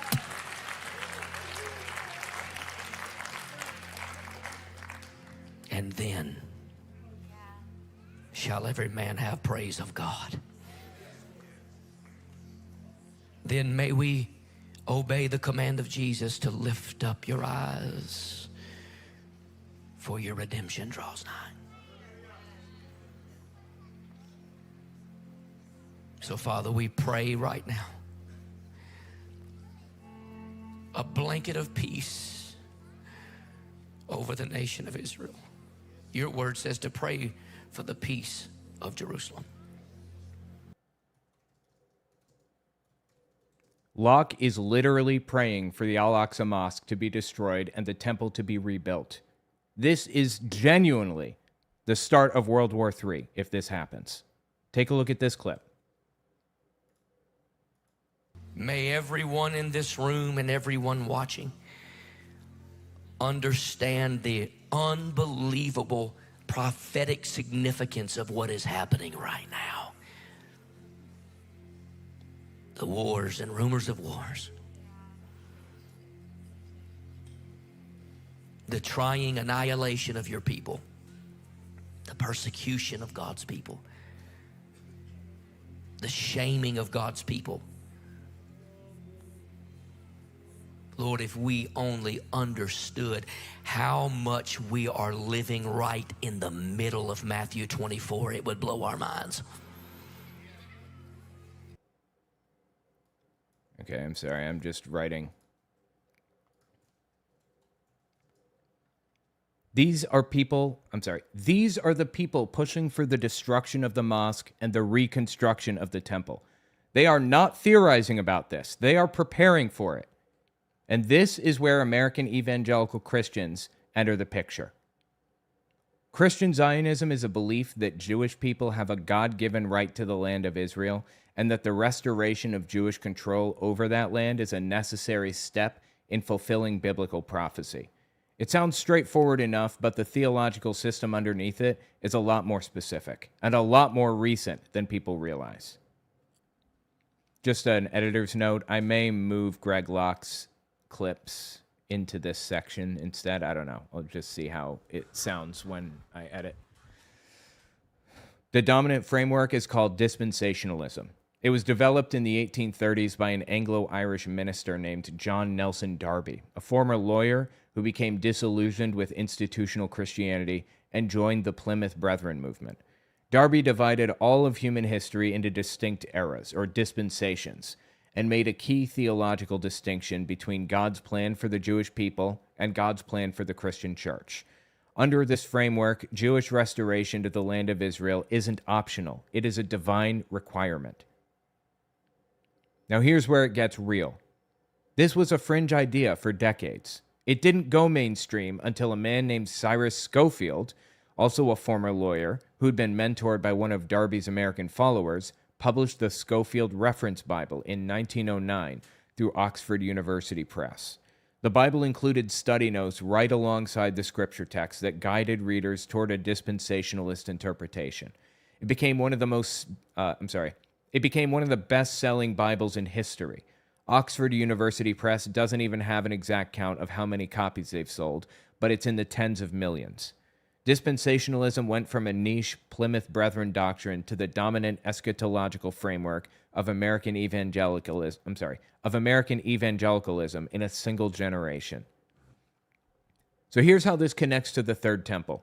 Christian Zionists took passages in Daniel, Matthew 24, 2 Thessalonians, and the book of Revelation, and they conclude that a functioning Third Temple in Jerusalem must exist before Christ can return. Let me write one more thing. I think they found two. And just trying to perform it. They think they've found a spell to spark Armageddon, and like witches for Jesus, they're trying to perform it. Matthew 24:15 refers to the abomination of desolation standing in the holy place. 2 Thessalonians 2:4 describes the Antichrist sitting in the temple of God. Revelation 11 describes sacrifices happening in a future temple. So from a Christian Zionist perspective, helping rebuild the Third Temple isn't just a nice thing to do for the Jewish people. It is actively moving the end times forward. It's hastening the return of Jesus. Now, there's something that deserves a hard pause. Let me reword that. That's terrible.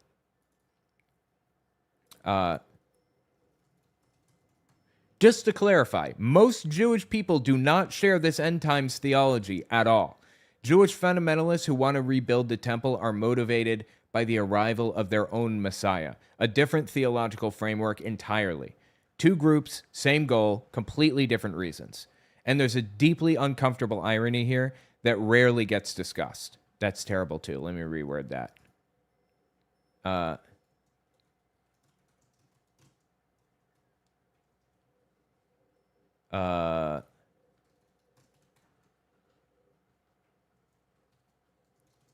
Yeah, erase that. Two groups, same goal, completely different reasons. On top of that, under dispensationalist eschatology, the end time sequence includes a period of tribulation during which most Jews die. Zechariah 13, 8-9 says 2/3 of the people in the land will be cut off and die, and only 1/3 will be refined through fire. Revelation 7 limits the saved remnant. Revelation 7 limits the saved remnant of Israel to 144,000. That's same. Says believe will go to heaven uniquely, but they don't have to be, or they aren't Jewish in Jehovah's Witnesses' eyes. That's the same 144,000. That's the same 144,000 Jehovah's Witnesses believe will go to heaven uniquely, but they aren't Jewish. But they aren't Jewish in Jehovah's Witnesses' eyes.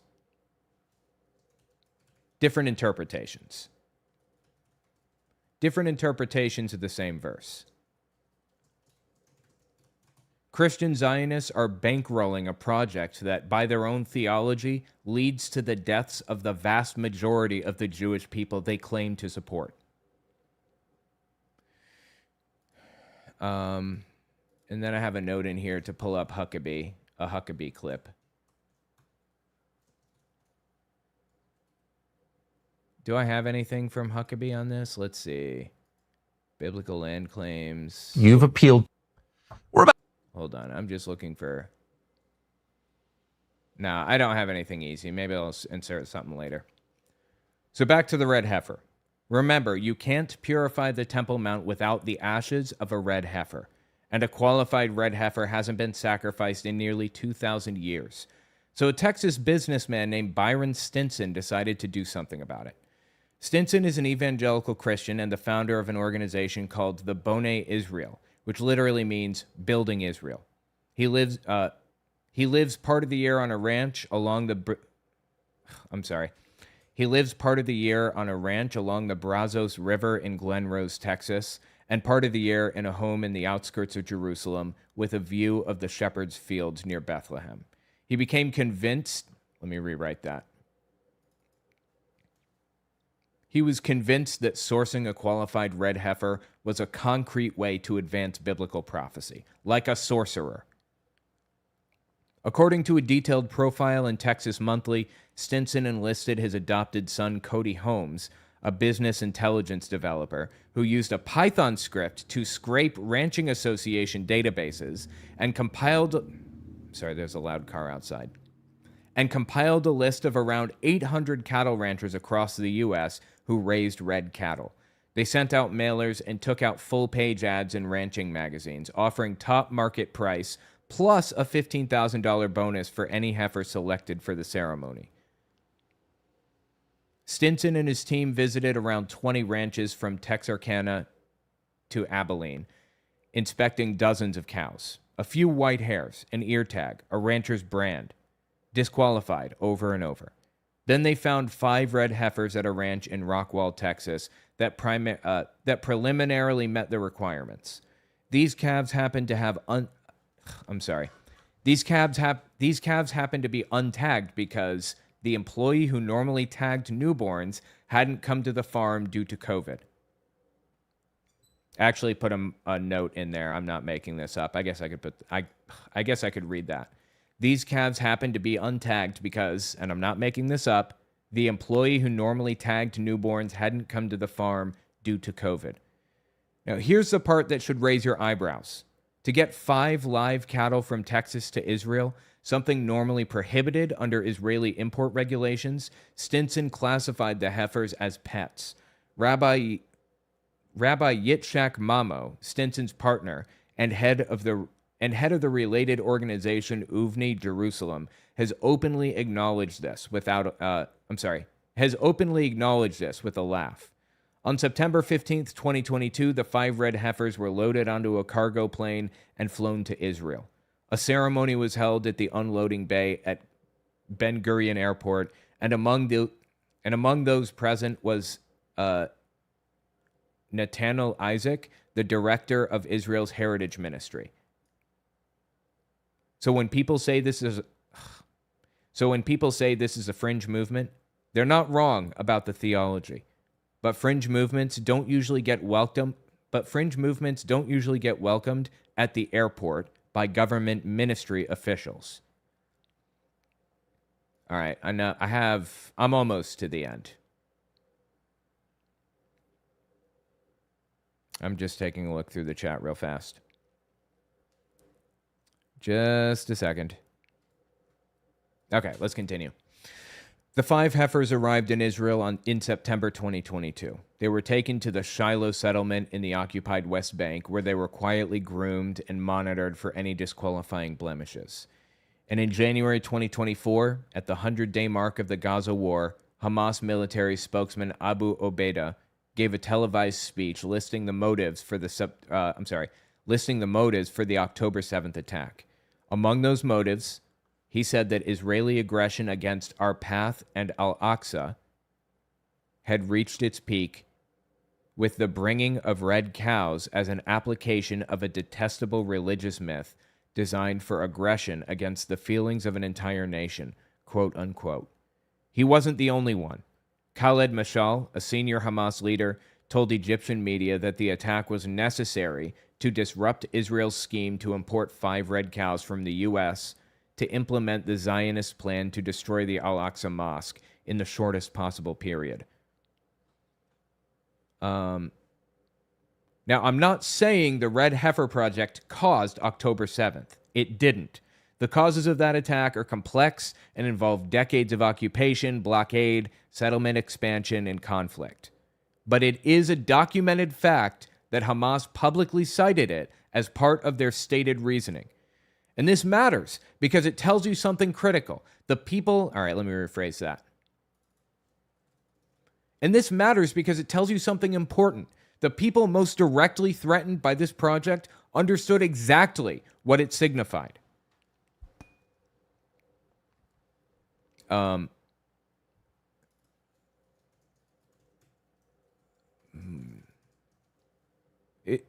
It's also worth noting that this was noticed by more than just Hamas. In Islam, the second and longest chapter of the Quran is called Al-Baqarah, the cow, and it includes its own version of the heifer sacrifice story. So the religious weight of this isn't limited to a narrow audience. The entire Muslim world had a framework for understanding why red cows being flown in from Texas to Israel was a threat signal. Here's where the story gets even stranger. On July 1st, 2025, Boneh Israel conducted an actual burning of a red heifer on a remote hilltop in northern Israel. Greg Locke was present for it. A practice run of the ancient ceremony described in Numbers 19. Stinson released photos and video showing a flaming pyre with the animal carcass engulfed in flames, overseen by a rabbi. Let me write this.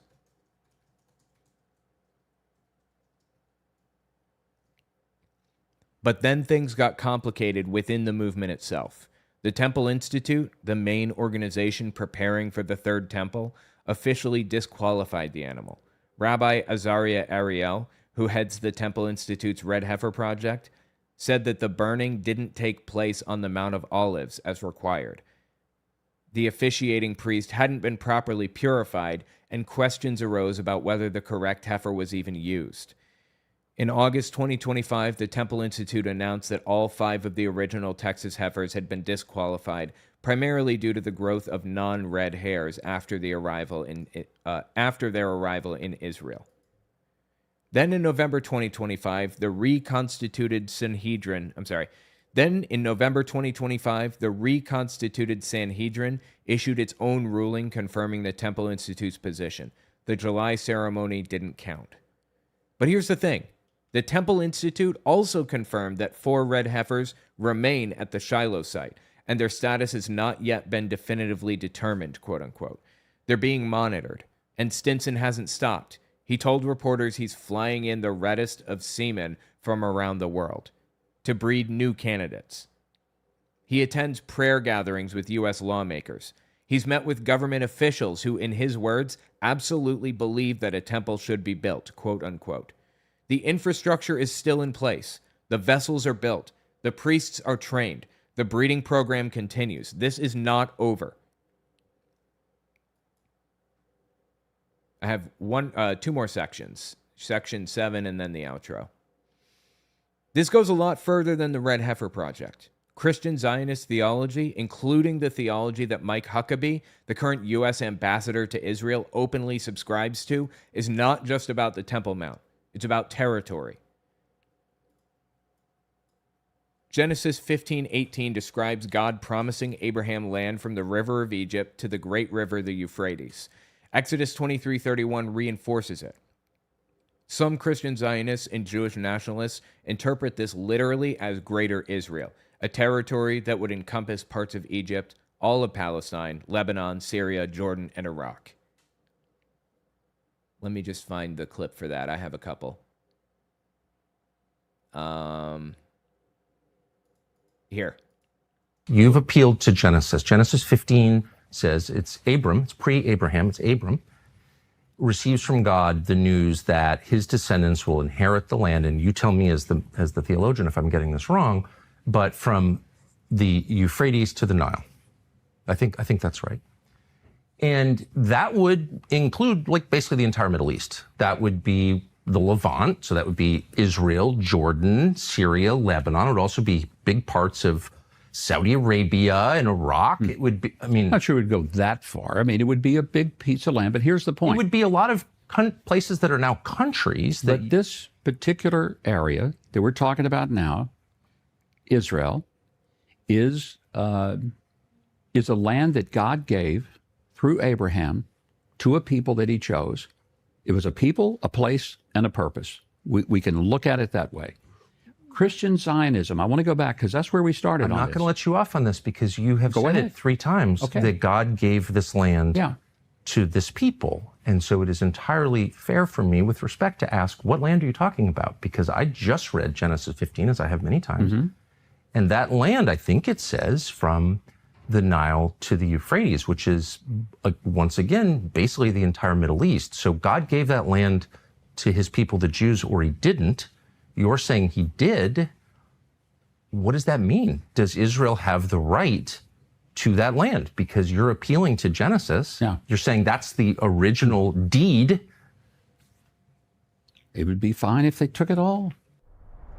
This is not a fringe blogger. This is the sitting U.S. ambassador to Israel, the chief American diplomatic representative to the most volatile region on earth, using end times theology to justify territorial claims that span most of the Middle East. There's a loud car. And when you look at recent military developments through that lens, the pattern is hard to ignore. Israel has occupied the Golan Heights since 1967 and expanded control into parts of Syria. I'm sorry, you know what? Actually, erase, and when you look at recent military developments through that lens, erase from that point forward, and then we'll continue. Starting from that span most of the Middle East, just an editor's note. Listen to Greg Locke describe the same thing. I whisper something? Right. First, let me turn it up. Hold on. Right now. I whisper something? Right now, they possess much less land than God's actually given them. And there will come a day they'll own all of it. They'll get the parts of Lebanon. They'll get the parts of Iran. They'll get the parts of Syria. They'll get a little bit of Turkey. They will get all that God has promised them. Because when Joshua walked the land, God said, I'm telling you right now, everything you can walk and everything you can see, I'll give it to you. And let me just say this by way of some vision casting. If you can see far, God will take you far. And the Bible says that God established his covenant with these people. He remembered it forevermore unto the land of Canaan. He said, it's all yours. That promised land, it's all yours. Now, let me just say something. I shared this with my wife this morning. This is just a moment of clarity for our church. Okay, everybody say global vision. One more time. So this is an application. I'm not writing a book or building a theological premise on this, okay? But I find it interesting that in order to come into Canaan land, they had to conquer the Canaanites. Now, there is no official group today called the Canaanites. But I find it interesting. Did you know there is a group of people, there is a country, that has 90% DNA connection to the Canaanites? You ready for it? It's Lebanon. The Lebanese people have 90% DNA connection to the Canaanite. And I read that this morning, and I came and I told my wife over a cup of coffee, and I'm going to cry about it right now. It may be just an application, but I said the Lord has sent us in to conquer these Lebanites, amen, for the gospel of Jesus Christ. Lebanon shall be ours. God moved us from Egypt to the promised land, church. He moved us to the promised land. I'm writing. 1 second. But here we go. Christian nationalists are a problem. But you know who else is a problem? Christian Zionists. Greg Locke just called for the genocide of Lebanon. He says the genocide is blessed by God because he ordered Canaanites to be genocided in the Bible, and Lebanese are 90% Canaanite. Good people do bad things. Bad people do bad things. I'm sorry, good people do good things, bad people do bad things, but it takes religion to make good people do bad things. And that's what we're seeing right now. You know what? Cut that last sentence. And that's what we're seeing right now. We don't need it. These people are bad too. And when you look at recent military developments through that lens, the pattern is hard to ignore. Israel has occupied the Golan... Oh, no, I read that. No, I didn't. I'm sorry. Israel has occupied the Golan Heights since 1967 and expanded control into parts of Syria. Israel's been conducting military operations in Lebanon. Israel's engaged in conflict with Iran. The U.S. is conducting strikes on Houthi targets in Yemen. All of these nations or territories fall within that Nile to Euphrates boundary. I'm not saying there's a master plan being executed on a timetable. Geopolitics is messier than that. But I am saying that American evangelical theology is actively shaping U.S. foreign policy. That theology... That theology calls for territorial expansion across the Middle East, and that the military actions we're watching unfold are, whether intentionally or not, moving in that direction. Here's what I want you to take away from all this. Religious extremism is not just something that happens in other countries, in other contexts, far away from the levers of power. The Red Heifer Project is funded by American Christians. It's facilitated by the Israeli government. It's supported by the U.S. ambassador to Israel, and it's aimed at triggering a sequence of events that its own proponents believe will end the world as we know it. Most people who hear about the Red Heifer think it's a weird fringe thing. A bunch of religious people doing something with a cow. And I get that, but Hamas didn't think it was fringe. And the 1.5 billion Muslims for whom Al-Aqsa is one of the holiest places on earth don't think it's fringe.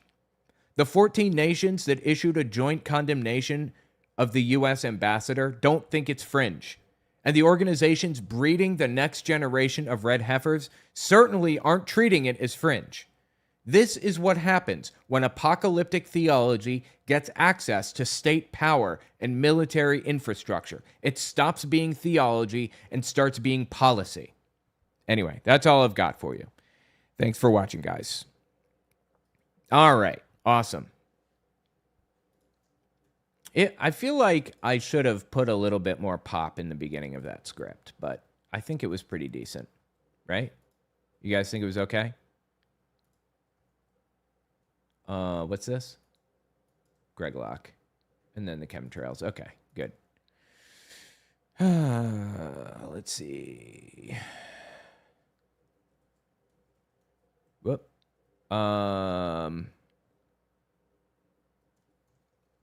Red Heifer from 150 to 222. All right, awesome. 1, 2, 3, 4, 5, 6. I should probably cover this chemtrails video, but I think I'm okay. All right, I'm going to get out of here. I appreciate you guys hanging out with me. It's been fun. This is the women are people who people come out of guy. Also, what if the pastor has a heart attack? Who's going to give him the hospital visit, right? I appreciate the super chats, everybody. It really means a lot to me. All right, I'm getting out of here. I'll talk to you guys on Wednesday, okay? All right, have a good one, everyone.